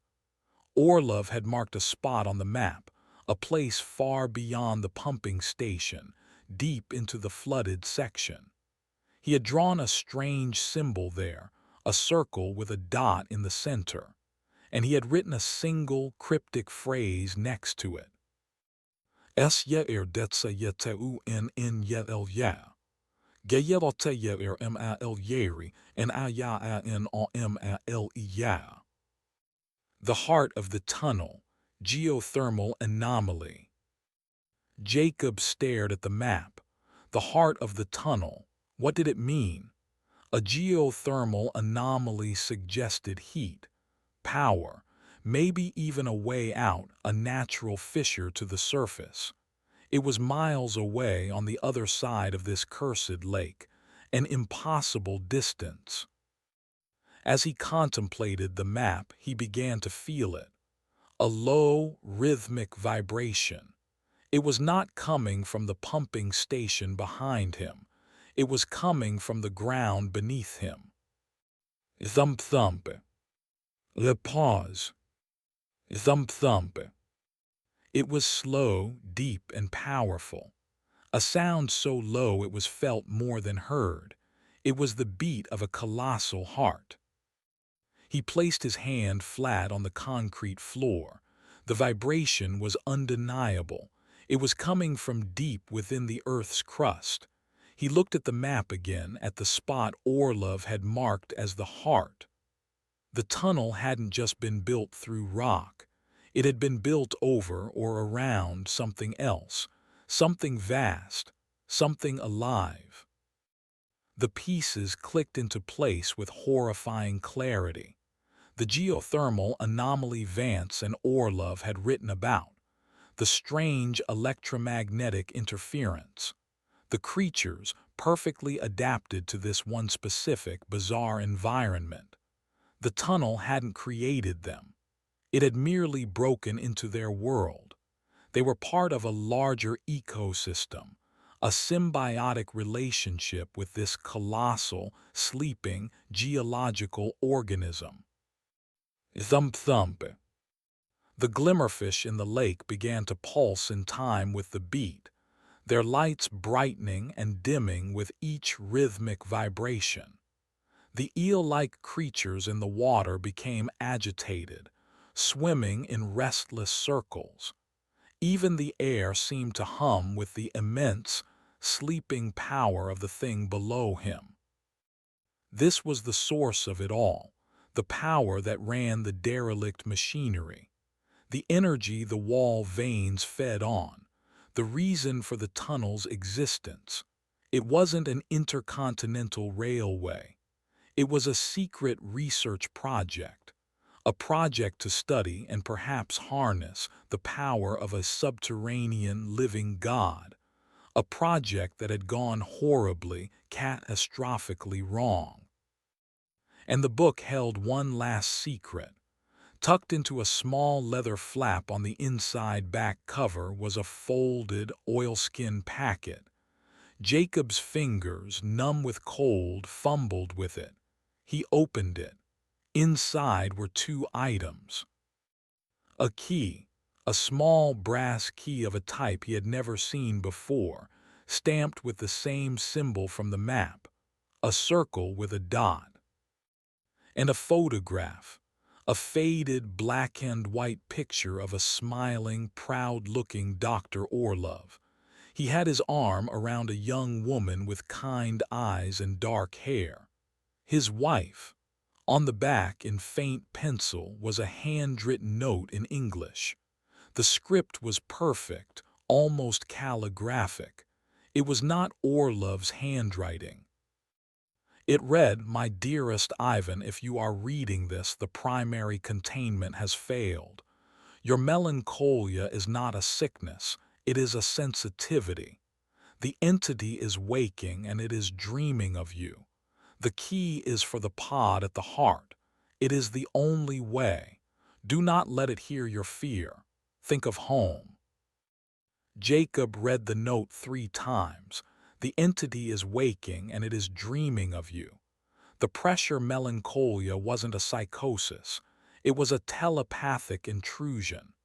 The vast, sleeping thing below him was dreaming, and its dreams were leaking into the minds of those sensitive enough to receive them. It had shown him Maya. It had shown Orlov his voices from home. It was learning them, studying them. The pod at the heart. He looked at the submerged, wrecked pneumatic train. That wasn't it. The key was for another one, a special one, located at the heart of the tunnel, a way out. He had a destination, a purpose. It was no longer about escaping to the surface. It was about reaching the heart. But to do that, he had to cross the lake. He looked at the water, at the pale, serpentine hunters. He looked at the flooded tunnel stretching into the darkness. He couldn't swim it. He couldn't wade it. He needed a boat. His eyes fell on the wreckage he had seen earlier. The submerged construction scaffold. It was made of steel, but maybe there were buoyant parts. Barrels, wooden planks, something. He stood up, the fire axe in his hand. The creatures in the water watched him, their eyeless heads breaking the surface. They were a barrier, an obstacle. Thump thump. The heartbeat of the world below seemed to grow stronger, more insistent. A silent, commanding drumbeat urging him forward. He had a choice. Sit here and die of starvation and cold, or walk back into the water and fight for a chance, however slim, to build a raft, to cross this dark lake, and to reach the impossible, insane destination waiting for him in the deep. He took a deep breath, the cold air burning his lungs. He looked at the key in his hand, at the photograph of the smiling physicist and his wife. He thought of Maya. He would not let the tunnel use her against him ever again. She was his memory, his alone. He started walking toward the water's edge, the fire axe held ready. The hunt was not over. It had just entered a new, more terrifying phase. He was no longer just running from monsters. He was heading toward the heart of the nightmare. Chapter 6: Wood and Bone. The water was a living enemy. It clung to him, a chilling shroud that sapped his strength and will. Jacob pushed himself away from the bank, his breath coming in shuddering gasps. The eel-like creatures, the silt mimics from Orlov's terrified drawings, patrolled the edge of the darkness, their movements patient and predatory. He was on their territory now. Every ripple, every splash was a message sent directly to them. He had to have a raft. The submerged scaffold was his only hope, a skeleton of rusted steel some 50 feet from shore. It was his lumber yard and his abattoir. He checked his gear. The axe was heavy in his hand. The pry bar was tucked into his belt. He needed rope. His pack contained 50 feet of high-tensile climbing line. Not much, but it would have to be enough. He uncoiled it, tying one end securely around his waist and the other to a jagged piece of rebar protruding from the concrete shore. A lifeline, a pathetic thread connecting him to the only solid ground in this world. He took a breath, the air tasting of wet rock and decay, and stepped back into the black water. The cold was a physical assault. It pierced his suit, his skin, his bones. It made the throb in his leg a distant, frozen ache. He waded out, the water rising to his chest. The silt mimics reacted instantly. Their serpentine forms converged, cutting through the water toward him, their maws opening and closing in silent anticipation. He had to change the equation. They were aquatic hunters. He was a clumsy, slow-moving mammal. He couldn't outfight them in their element, but he could try to outthink them. He remembered how they had reacted to his fall. They had swarmed the point of impact. They were drawn to the loudest, most frantic vibrations. He reached the edge of the scaffold, its rusted beams a welcome, solid thing to grab onto. He pulled himself up, perching precariously on a crossbeam just below the surface. The creatures circled below, their pale forms ghostly in the glow of the distant glimmerfish. He needed wood and buoyancy. The main frame of the scaffold was steel, but the original workers had used heavy wooden planks for the platform. Most had rotted away, but some, made from dense, pressure-treated timber, might still be intact, trapped in the lower levels of the structure. He also saw several large, rusted barrels tangled in the wreckage, likely used for floating the sections into place. If they were still sealed, they would be filled with air. They would be his salvation. He took the pry bar from his belt and plunged it into the water, striking a steel beam with a sharp clang. The sound, muted by the water, sent a piercing vibration through the lake. The mimics flinched, disoriented by the sharp, unnatural noise. They scattered for a moment, confused. It was a brief window. He slid off the beam and let himself sink, pulling himself down into the scaffold's submerged cage. His headlamp cut a murky green cone through the water. The world beneath the surface was a silent, slow-motion nightmare. Debris floated in the water like dead constellations. Ropes of algae waved in the currents his movements created.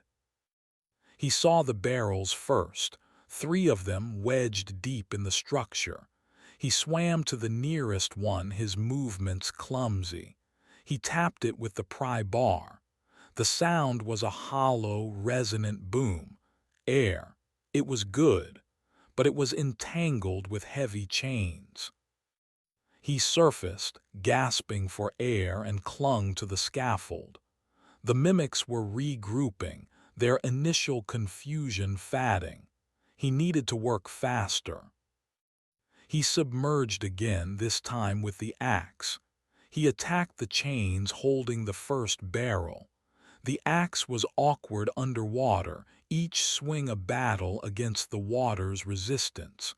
The impacts were dull thuds, but they were working. Rust flaked away. A link began to deform.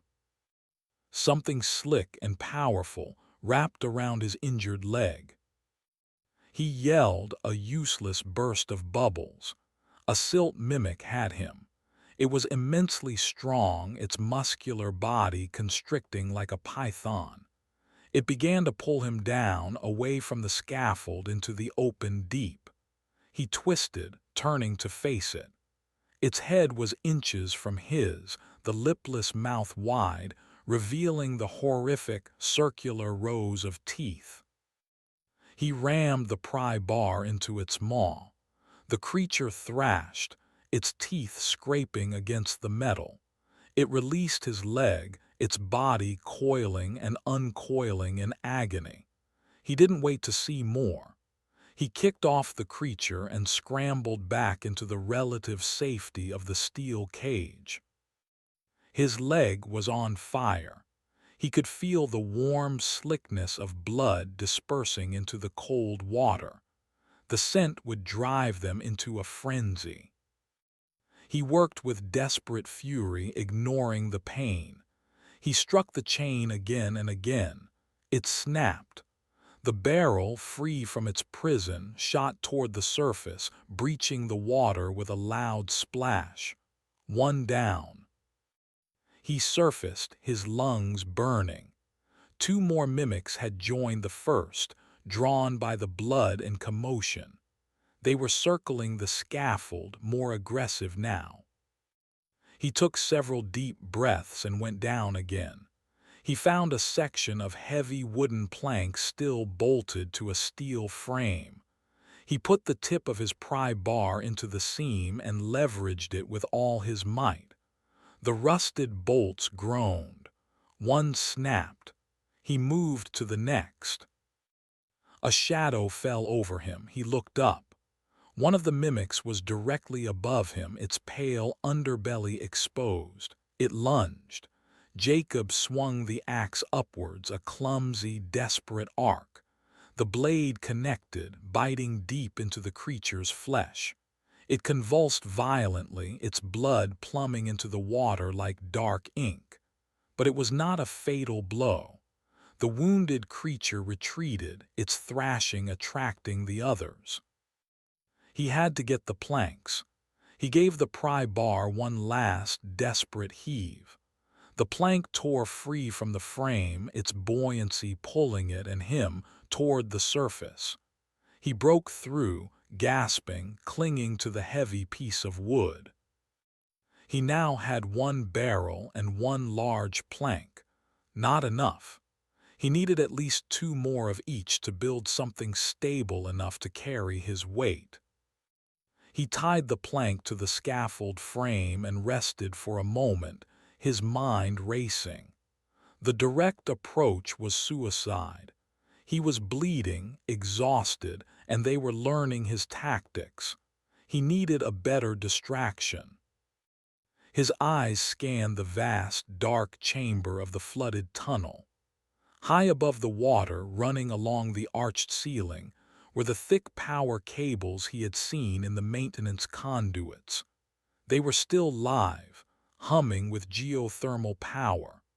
One of them, damaged during the tunnel's construction, dangled down, its frayed end hanging only 20 feet above the water's surface, sparking intermittently.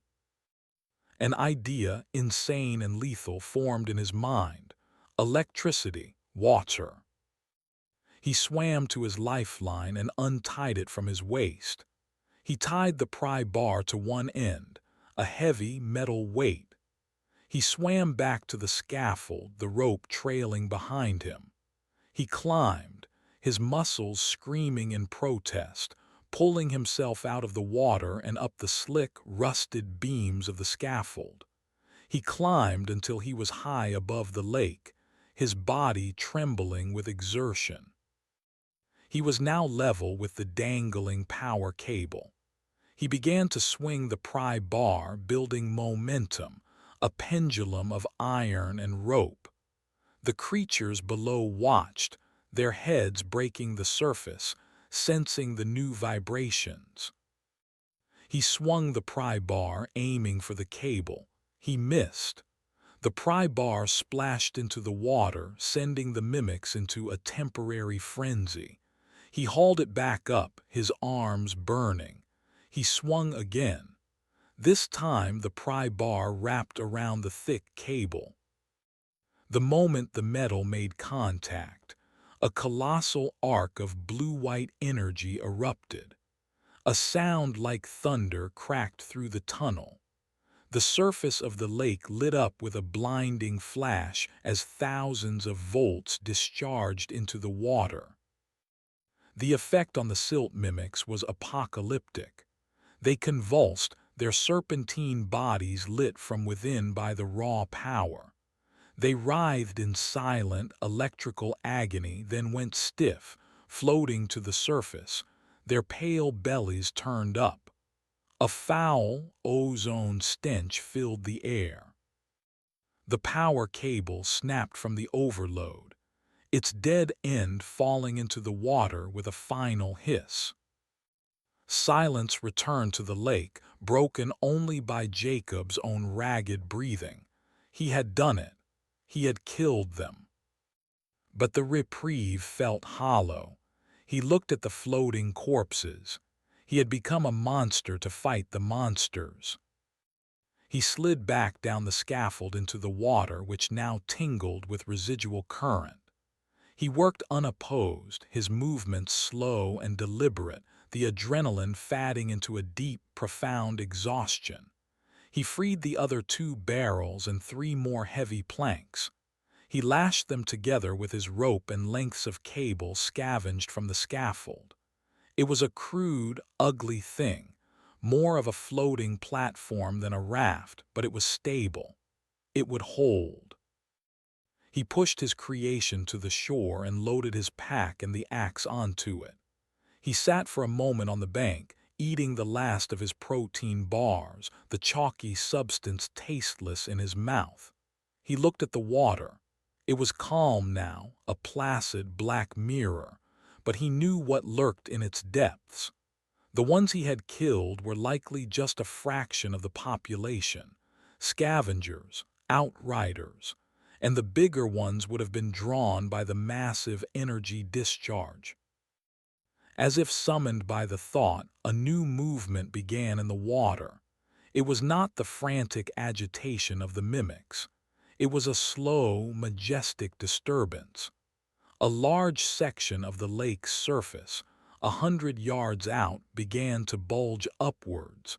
A huge, dark shape rose from the depths, water cascading from its back. It was another silt mimic, but its scale was obscene.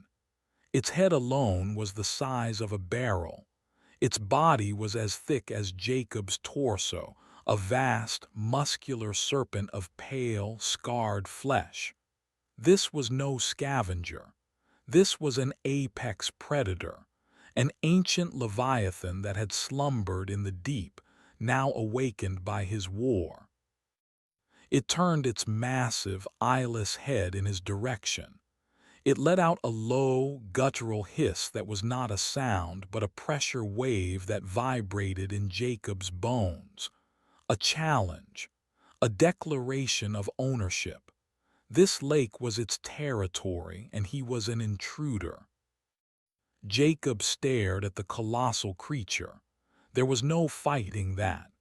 There was no clever trick that would save him from a beast of that size. He had one option: to run. He pushed the raft into the water and clambered aboard. It dipped alarmingly but held his weight. He grabbed a small, loose plank to use as a paddle and pushed off from the shore, away from the Leviathan, toward the impossibly distant, dark shore on the other side of the lake. The great creature sank beneath the surface, leaving only spreading ripples behind. But Jacob knew it was there. It was beneath him now in the crushing, absolute blackness of the deep, and it was following him. He was a tiny, fragile speck on an endless black ocean, and the god of that ocean was now hunting him. Chapter 7: Across the Glass. The voyage was a descent into a new kind of horror. The frantic, violent terror of the creatures was replaced by the slow, grinding dread of the vast, open water. The raft, his crude island of wood and steel, drifted on a perfectly still black surface that reflected the arched concrete ceiling, creating the dizzying illusion that he was floating in a void between two identical starless skis. His only paddle was a splintered piece of plank, and his progress was agonizingly slow. Each dip of the wood into the water was a nerve-shredding risk, a vibration that advertised his presence to the thing below.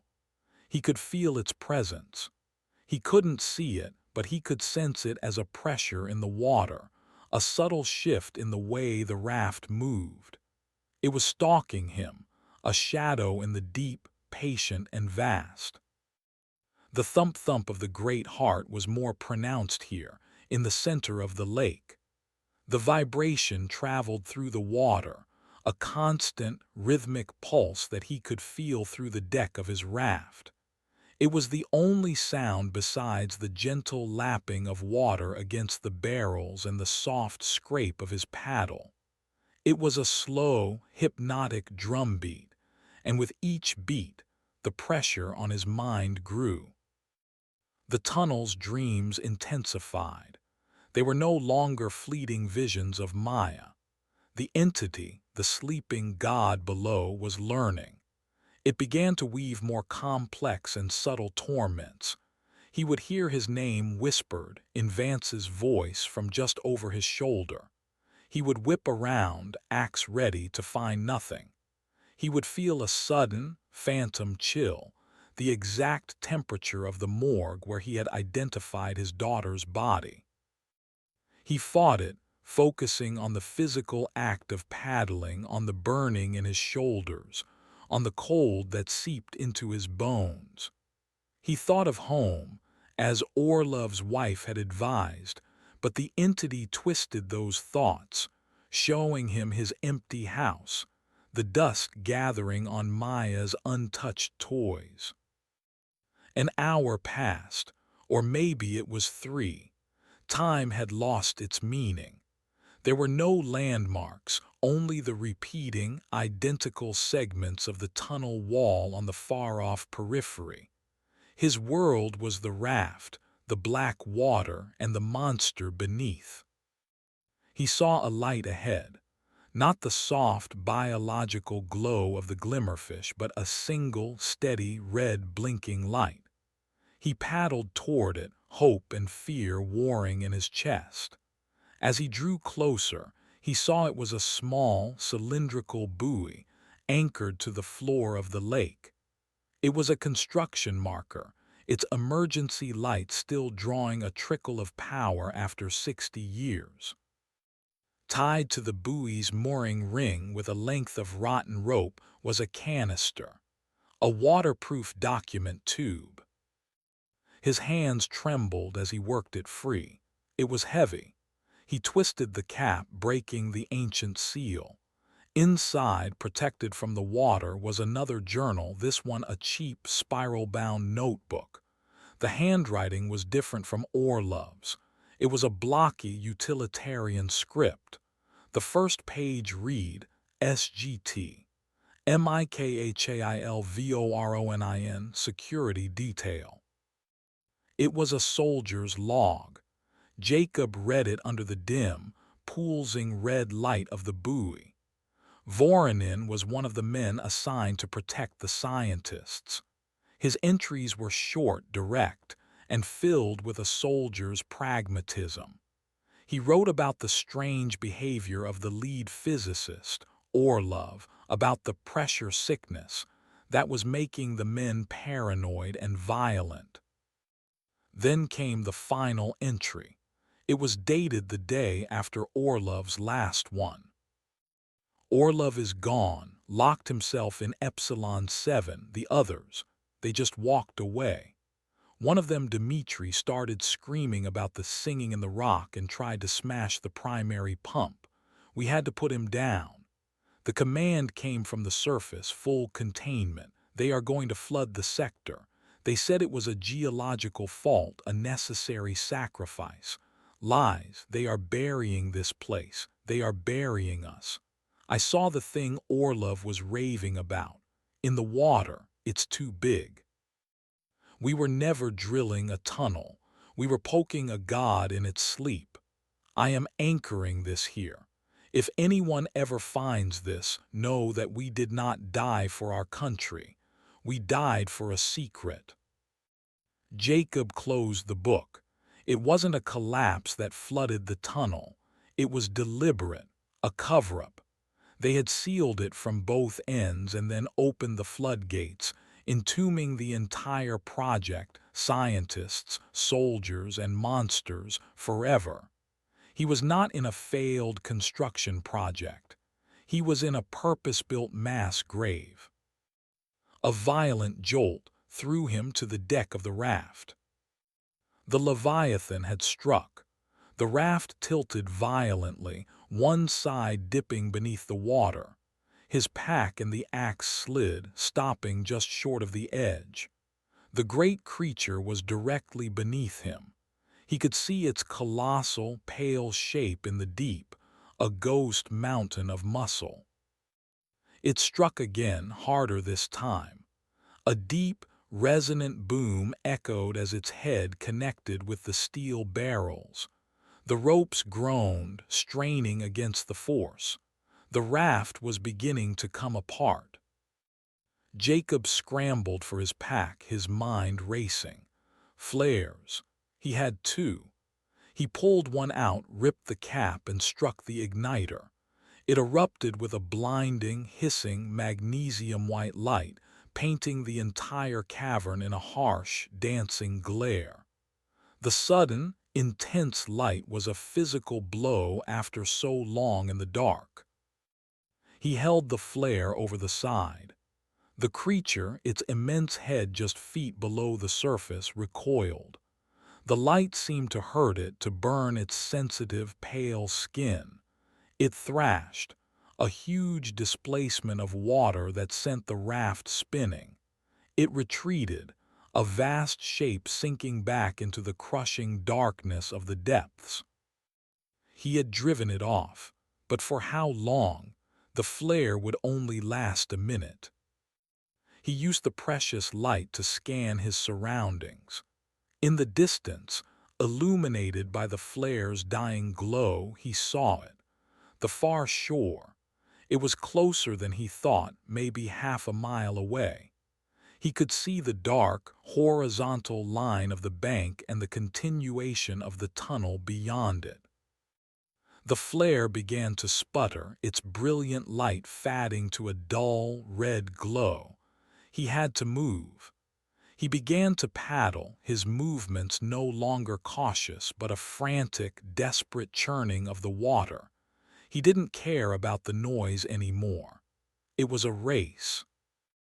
The darkness returned, thicker and more complete after the flare's blinding light. He paddled blind, aiming for the memory of the shoreline. The thump-thump of the heart was his only compass, growing steadily stronger as he approached the far side. He felt the presence of the Leviathan return. It was keeping its distance, wary of the light, but it was packing him, a massive, silent escort in the deep. He could smell the shore before he could see it, the scent of wet mud and decay. Then he heard it, the gentle sound of water lapping against solid ground. He was almost there. The raft scraped against something. He had hit the bottom. He was in the shallows. He was about to jump from the raft when the Leviathan made its final, desperate attack. It didn't strike the raft. It came for him. Its immense head rose from the water just behind him, a waterfall of black liquid cascading from its pale flesh. Its maw, a cavern of circular teeth, opened wide. He threw himself sideways off the raft into the shallow, waist-deep water. The creature's jaws snapped shut where he had been a second before, splintering the heavy wooden planks of the raft and puncturing a steel barrel with a sound like a gunshot. The raft, his only means of transport, was destroyed. He scrambled through the mud and water, clawing his way onto the solid bank. He turned, his headlamp beam finding the creature. It was thrashing in the shallows, its immense body too large for the suddenly shallow water. It was enraged, trapped. It fixed its attention on him, its eyeless face a mask of alien malice. It began to drag its massive body forward, grinding against the silty lake bed, pulling itself onto the shore out of its element, driven by pure predatory hunger. It was coming for him. Jacob didn't wait. He turned and ran, a limping, frantic sprint into the darkness of the new tunnel section. Behind him, he could hear the horrific sound of the Leviathan dragging its colossal, wet body across the concrete floor, the scrape of its pale skin and the snapping of its teeth echoing in the confined space. He was on dry land, but he was not safe. The monster had followed him out of the water. Chapter 8: The Anomaly. He ran. He did not know for how long. The only sounds were his own ragged gasps for air, the pounding of his boots, and the horrific, wet, dragging sound of the Leviathan behind him. The creature was slower on land, its massive body a liability outside the water, but it was relentless. The tunnel floor was slick with the slime from its body, a glistening trail marking its pursuit. The thump-thump of the heart grew louder with every step, a physical blow to his chest. The air grew thick and warm, heavy with the smell of sulfur and hot metal. The walls of the tunnel began to change. The smooth, gray concrete was fractured and split in places, revealing the raw rock behind it, and on that rock the wall veins grew in thick, pulsating clusters. They glowed with a faint, internal, crimson light, all of them growing in one direction, forward. He was getting close. He risked a glance behind him. The Leviathan was still coming, a mountain of pale flesh and teeth that filled the tunnel. But it was slowing. The air, dry and hot, was clearly affecting it. Its pale skin was beginning to crack and discolor. It was an aquatic creature, dying in the open air, but its death throw was a 100-ton battering ram aimed directly at him.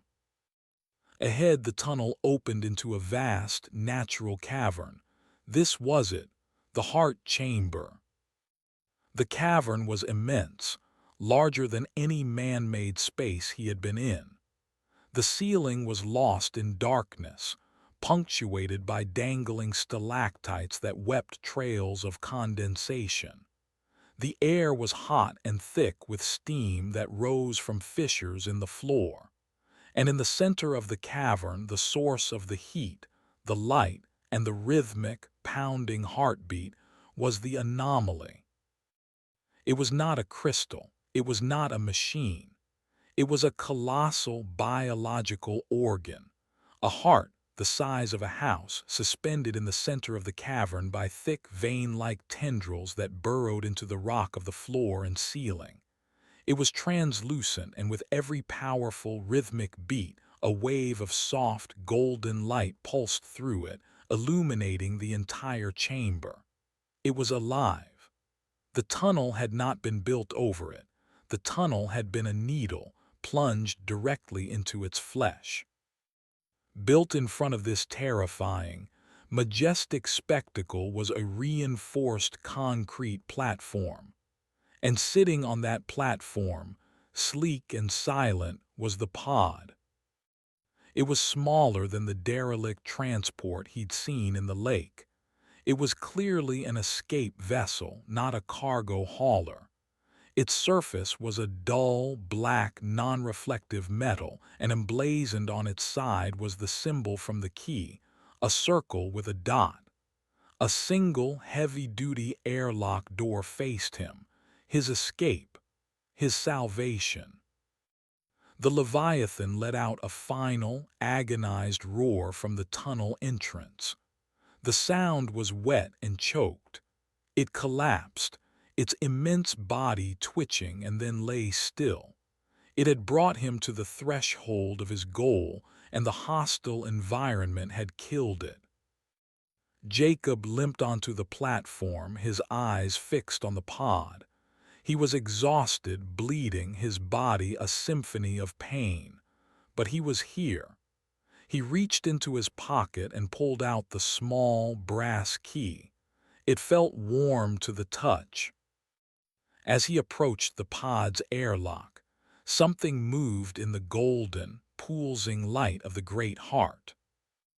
It stepped out from behind the pod where it had been waiting in the shadows. It was a tympanid, but one horribly changed by its proximity to the heart.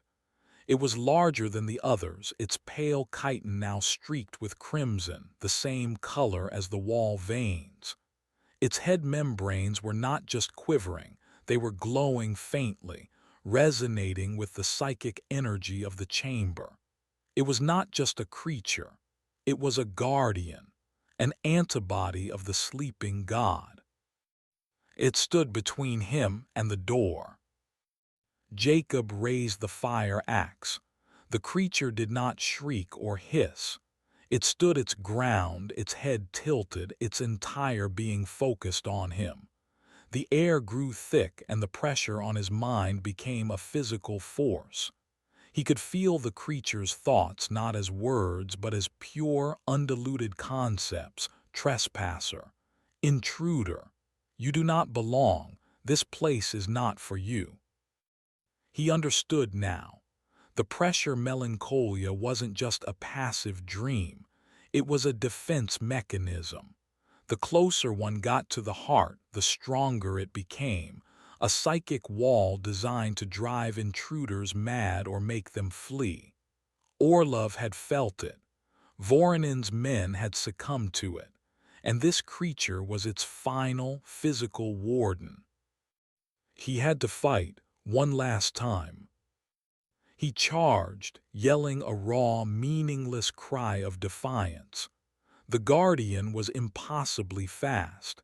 It sidestepped his clumsy swing and lashed out with a clawed hand. The blow caught him on the side, tearing through his suit and his flesh. He stumbled, pain flaring in his ribs. He swung again, and again it dodged, its movements fluid and precise. It was not just sensing his vibrations, it was anticipating his actions. It hears what you think. Orlov's final warning. It wasn't a metaphor. Here, at the source, it was literal. The creature knew what he was going to do before he did it. How could he fight something that read his mind? He fell back, clutching his side. The creature advanced slowly, its claws extended. The pressure on his mind was unbearable. It was showing him things. The car, tumbling in slow motion. The sterile white walls of the hospital. the small, impossibly still shape of his daughter under a white sheet. It was flooding his mind with his own personal hell, trying to paralyze him with grief. He fell to his knees, the axe slipping from his grasp. The guardian loomed over him, ready for the final blow. Do not let it hear your fear. Think of home. The advice from the photograph. It wasn't just a comforting phrase. It was a strategy, a psychic defense. He closed his eyes. He shut out the cavern, the heart, the creature. He stopped thinking about fighting. He stopped thinking about surviving. He forced his mind to go somewhere else. He thought of home, not the empty house, but the home that was. He pictured Maya's 5th birthday party, the smell of the cake, the sound of her laughter as she chased a balloon around the living room.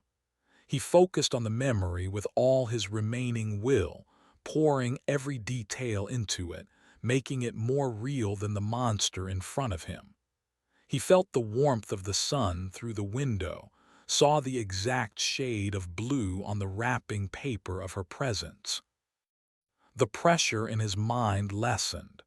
The creature before him hesitated, its head membranes quivering in confusion. He was projecting a reality it did not understand. Joy, love, peace. These were concepts as alien to it as its own nature was to him. It was a shield of pure, undiluted humanity. He opened his eyes. The creature was still confused, taking a hesitant step back. Its connection to his fear, to his intent, was severed. He did not pick up the axe. He did not think about attacking. He let the memory of the birthday party fill his mind, and he began to stand up, his movements slow, deliberate, non-threatening. He was just a father remembering his daughter. That was his only thought. He began to walk toward the pod's door. The creature watched him, its confusion turning to agitation. It hissed, a low, uncertain sound. It could feel his physical presence, but his mental presence was a blank, a calming warmth that gave it no purchase. He was 10 feet from the door, 5. The guardian could not stand the psychic dissonance any longer. With a shriek of pure frustration, it lunged, abandoning its mental assault for a purely physical one. But Jacob was ready. He had been waiting for it. The memory was a shield, but beneath it, his survival instinct was coiled and ready. As the creature lunged, he dropped, letting its momentum carry it over him. He grabbed the fallen axe, not thinking, just acting. He spun on his good leg and swung the heavy blade in a low, powerful arc. He did not aim for the head or the body. He aimed for the legs. The axe blade crunched through chitin and flesh, severing one of the creature's slender legs at the knee. The guardian collapsed, shrieking, its psychic and physical balance shattered. It tried to stand, its mind-reading abilities useless against the raw, blinding reality of its own pain. Jacob did not press the attack. He scrambled to the airlock door. He found the keyhole. It was small, unassuming. He pushed the brass key in. It turned with a smooth, satisfying click. With a heavy hiss of hydraulics, the airlock door began to slide open. He threw himself inside, into the small, dark antechamber of the pod. He slapped the large, glowing red button on the interior wall. The door began to slide shut. Through the closing gap, he saw the guardian dragging itself across the platform, its one good leg scrabbling for purchase. Its head membranes were focused on the pod, and as the door sealed with a final heavy thud, One last thought, clear as a bell, pierced Jacob's mind. It was not a thought of rage or hatred. It was a single, ancient, alien concept, a question filled with a dawning, cosmic horror. What are you? The interior of the pod was dark, save for the single red button. He was sealed in, safe. A moment later, a low hum began to vibrate through the floor, and a soft, white light filled the small cabin. He had done it. He was out of the tunnel. He was out of the nightmare. Or so he thought. A computerized voice, calm and feminine, with a faint Russian accent, spoke from a hidden speaker. Welcome, Director Orlov. Identity confirmed by biometric key. Destination locked, Baikonur Cosmodrome surface level. Pneumatic launch sequence initiated. Estimated travel time 47 minutes. Depressurization cycle commencing. Please enjoy your journey. Jacob stared into the darkness ahead of the pod, his blood running cold. Director Orlov. This wasn't just an escape pod. It was Orlov's personal escape pod, and it wasn't taking him to the Alaskan wilderness. It was taking him to the other side, to Russia. The pod gave a violent lurch as the pneumatic system engaged. He was thrown back into a padded seat as the vessel began to accelerate, a silent, screaming bullet in the longest gun barrel ever made.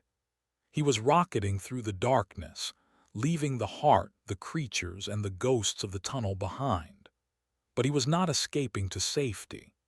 He was a lone American, an undocumented intruder, in a highly advanced, still-functioning secret Russian escape pod, heading directly for a military spaceport. The tunnel was not done with him yet.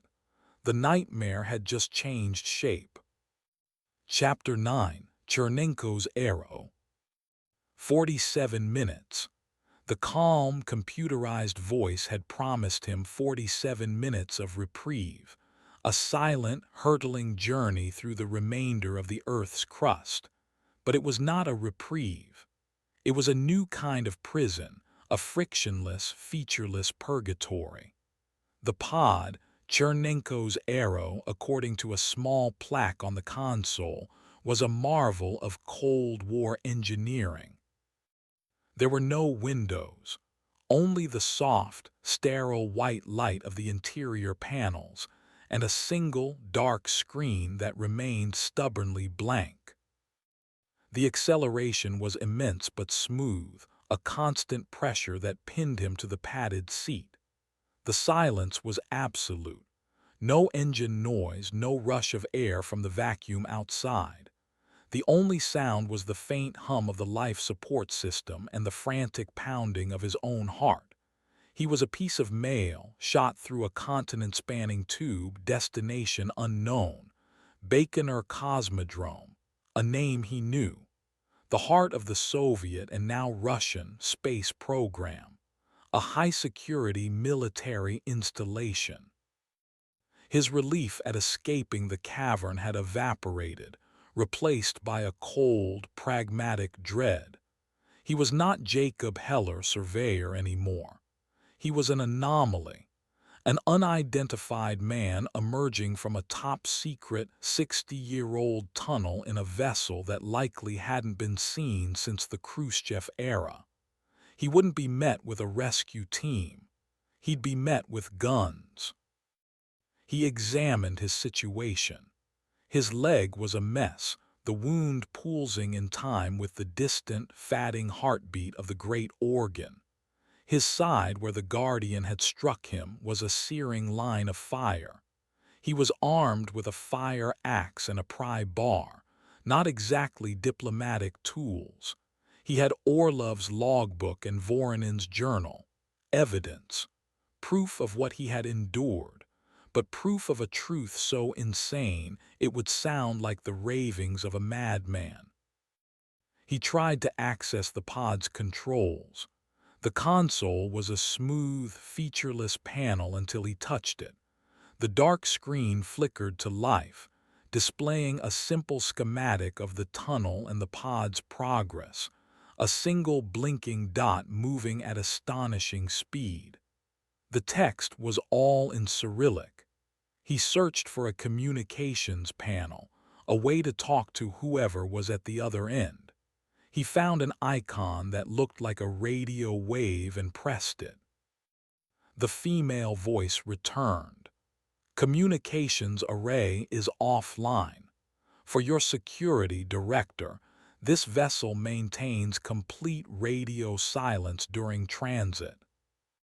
Of course it did. This pod wasn't for rescue. It was for escape. For a ghost to disappear from a failed project and reappear halfway across the world, no questions asked. He was trapped, a passenger on a ride he couldn't stop. The pressure on his mind, the psychic weight of the heart, was gone. The sudden clarity was jarring. For the first time he could truly process what he had seen, what he had survived. The tympanids, the Leviathan, the heart itself. He wasn't just a survivor. He was a witness to a secret that dwarfed the petty squabbles of the Cold War. Humanity was not the only intelligent life on Earth. It wasn't even the oldest.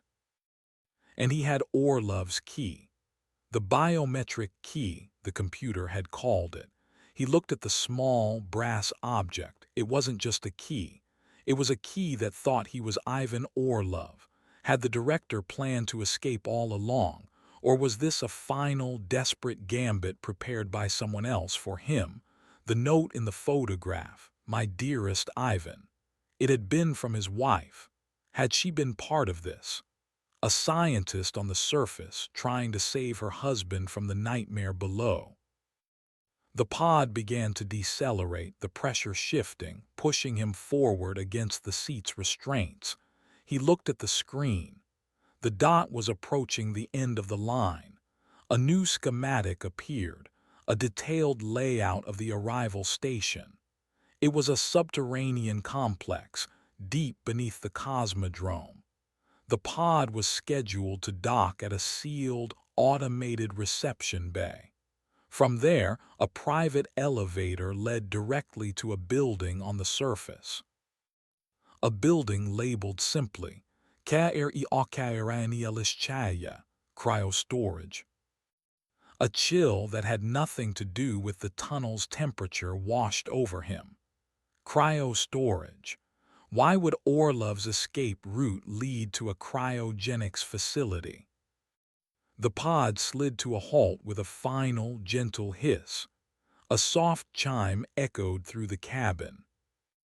"Arrival complete," the voice announced. "Welcome to Facility 7. Disembark protocol initiated. The exterior airlock will open in 60 seconds.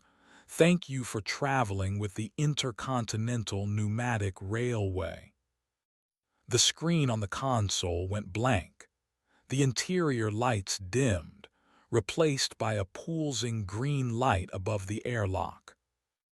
60 seconds. He grabbed his pack, the axe, the books. His mind raced.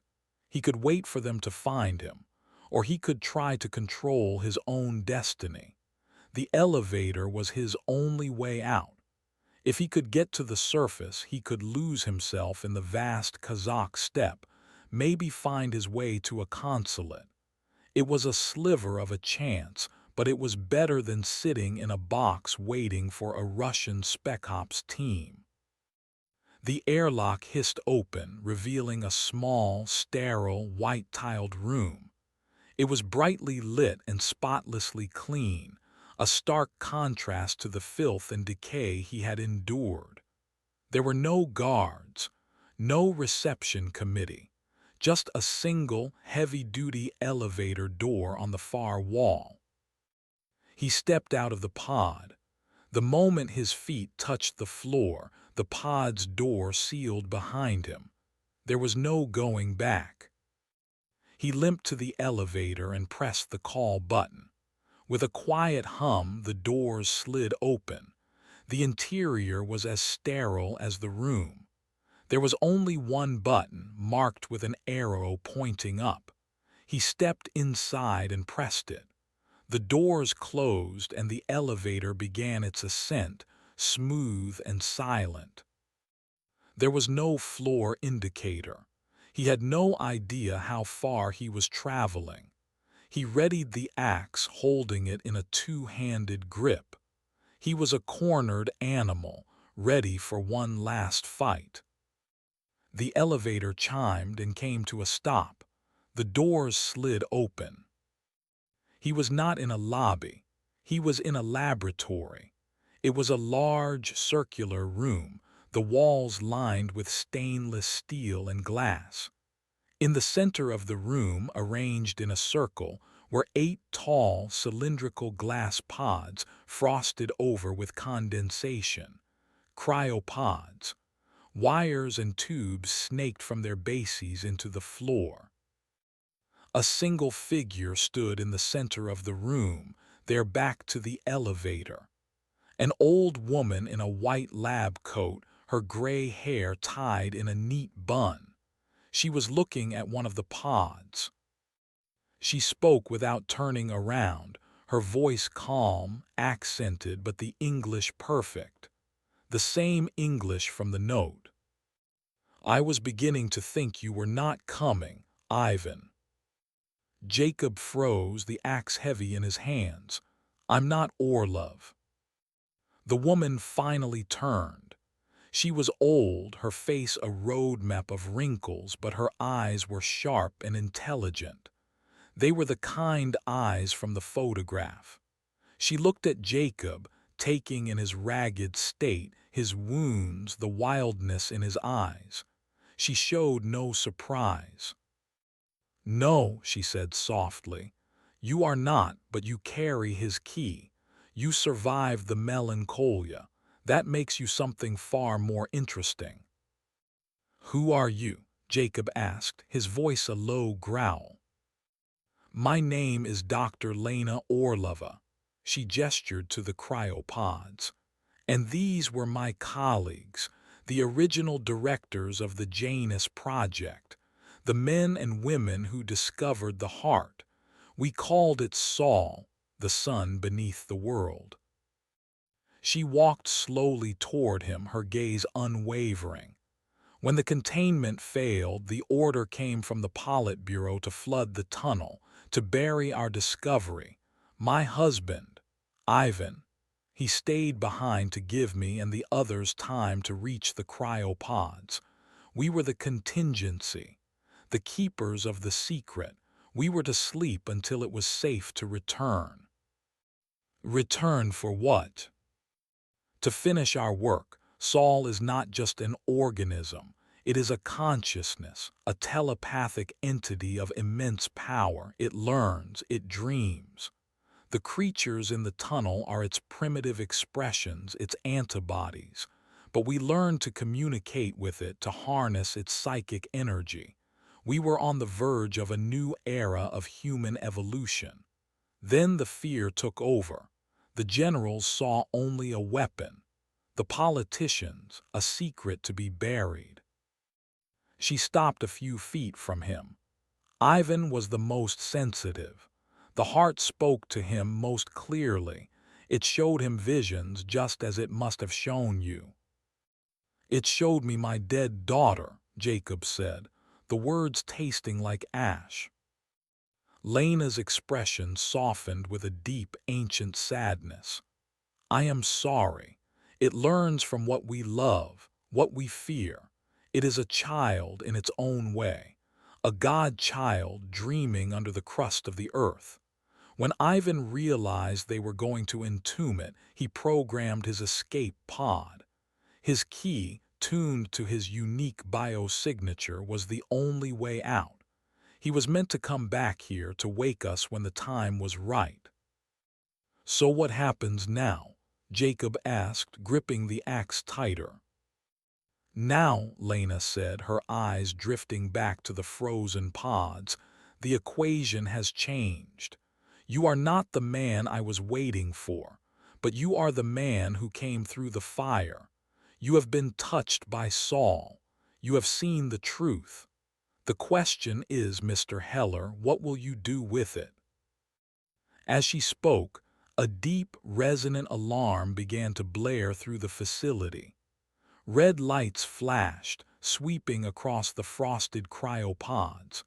From a speaker in the ceiling, a man's voice, sharp and authoritative, barked orders in Russian. Lena's calm expression never wavered. It seems your arrival was not as quiet as intended. The base commander is aware of a breach. They are coming.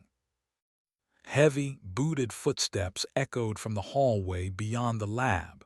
The soldiers were here. You have a choice, Lena said, her voice cutting through the noise. You can be taken. Your knowledge will be buried in a Siberian prison cell, and they will try to turn Saul into a weapon again. Or, you can help me finish what we started. She pointed to a console near the wall. That is the primary cryosystem control. Waking us all at once will cause a catastrophic power surge, a feedback loop. It will destroy this facility, but it will also send a massive jolt of energy back down the tunnel, directly into the heart. A wake-up call on a planetary scale. You want to wake it up? Jacob asked, incredulous. After what I've seen, it's a monster. It is a mind, Mr. Heller, a power beyond our comprehension. Lena's voice was filled with a scientist's fanaticism. Humanity is stagnating, killing itself and its planet. We need a new path. Saul is that path. A forced evolution, a new symbiosis. The sound of soldiers ramming the laboratory door echoed through the room. There is no time, Lena pleaded, her eyes burning with intensity. Help me give humanity a new future, or let it be condemned to repeat its past. The choice is yours. The heavy lab door buckled, a dent appearing in the reinforced steel. Jacob looked from the door to the console, then to the frozen figures in the pods. He looked at the axe in his hands. He had survived the tunnel, survived the monsters, survived the very laws of nature. And for what? To be a prisoner, or to be the catalyst for a world he couldn't possibly imagine. The door burst open, and a squad of heavily armed Spetsnaz soldiers poured into the room, their rifles leveling at him and Lena. Drop the weapon, the commander shouted in English. Jacob stared down the barrels of a dozen guns. He thought of the heart beating in the darkness. He thought of Maya, a memory the heart had tried to steal. He thought of Lena, a woman who had waited 60 years for a future that might consume the world. He made his choice. Chapter 10. The Sun Beneath the World. The world narrowed to the space of a single, frantic heartbeat. The soldiers' shouts, the blaring alarm, the hum of the cryopods, it all faded into a dull roar. There was only the console a dozen paces away and the wall of guns between him and it. Lena's words echoed in his mind, a wake-up call on a planetary scale, a forced evolution. It was madness. It was apocalypse. It was also the only choice that wasn't a cage. He did not drop the axe. He let the memory of Maya's birthday party fill his mind. The warmth, the love, the joy.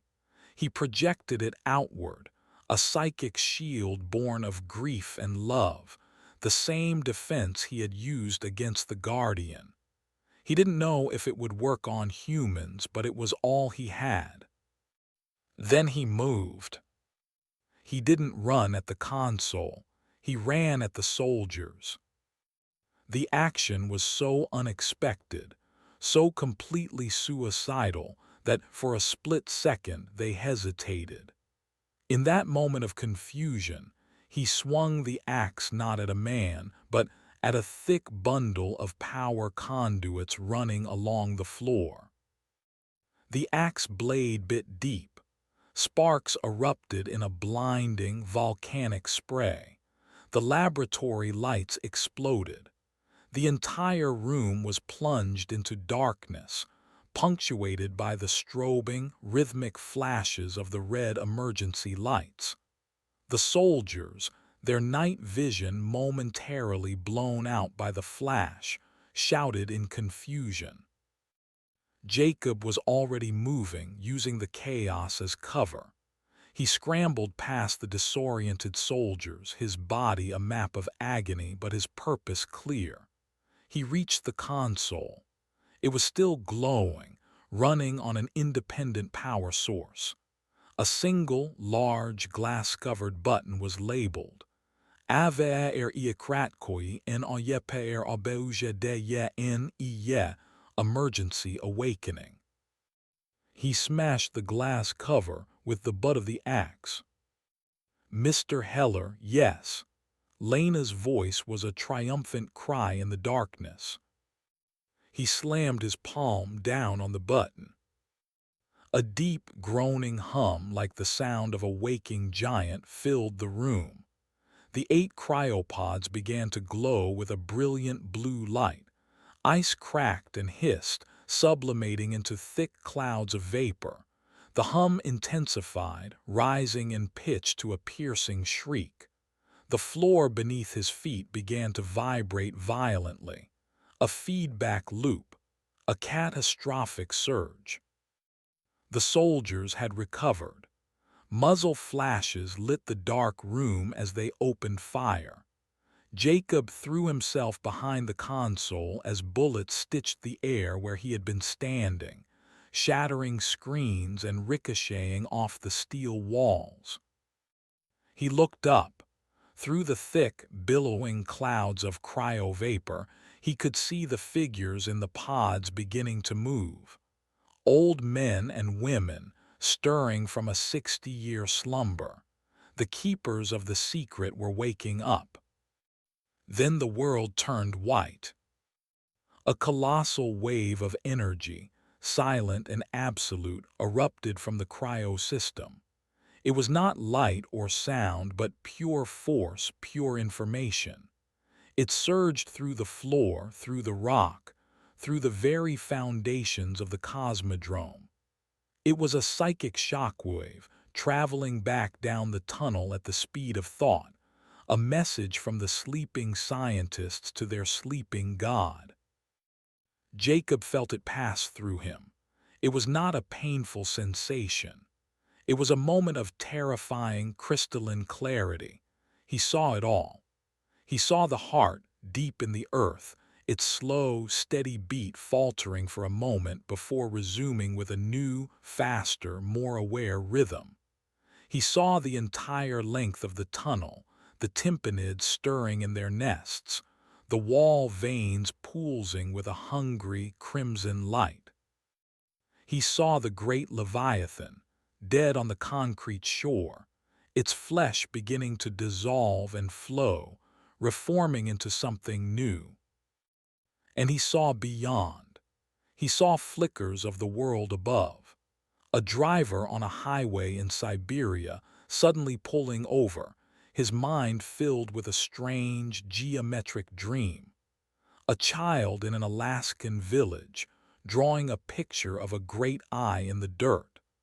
A scientist in a deep space observatory, staring at her screen as the background radiation of the universe shifted into a clear, repeating pattern. The wake-up call had been delivered.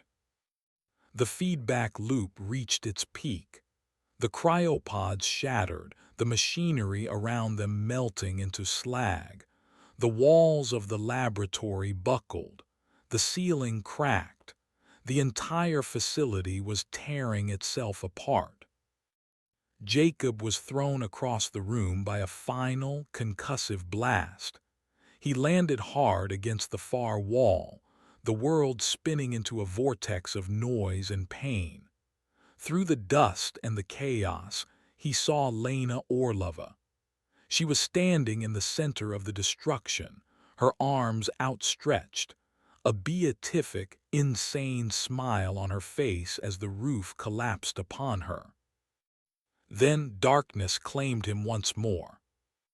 He woke to the smell of rain and fresh earth. He was lying on his back on damp soil. Above him, a vast, gray, overcast sky stretched to the horizon. It was real, a real sky. He pushed himself up, his body screaming in protest. He was in a crater, a massive, smoking hole in the ground where the cryogenics facility had been. The earth was torn and blackened. Debris of concrete and steel littered the landscape. He had been blown clear. He was alive. He was on the surface. He stood, his legs trembling. In the distance, he could see the skeletal launch towers of the Baikonur Cosmodrome. Alarms were still blaring from the base, a faint, tinny sound carried on the wind. He looked down at himself. His suit was shredded. He was covered in blood, grime, and dust. In his hand he still clutched the brass key. He looked at Orlov's logbook, tucked into the tattered remains of his pack. He was the sole survivor, the only witness, the man who had, perhaps, doomed or saved the world. He had no idea what would happen next. He didn't know if the awakening of Saul would bring enlightenment or extinction. He only knew that the world he had left behind 2 weeks ago was gone. The age of secrets was over. The age of monsters and gods had begun. He turned his back on the smoking crater and the distant military base. He picked a direction and began to walk, a lone, limping figure under the vast, uncaring sky. He was Jacob Heller. He was a surveyor, and he had a new world to measure. The sun had set on the old one. A new sun, a sun that had been sleeping beneath his feet all along, was just beginning to rise. The end.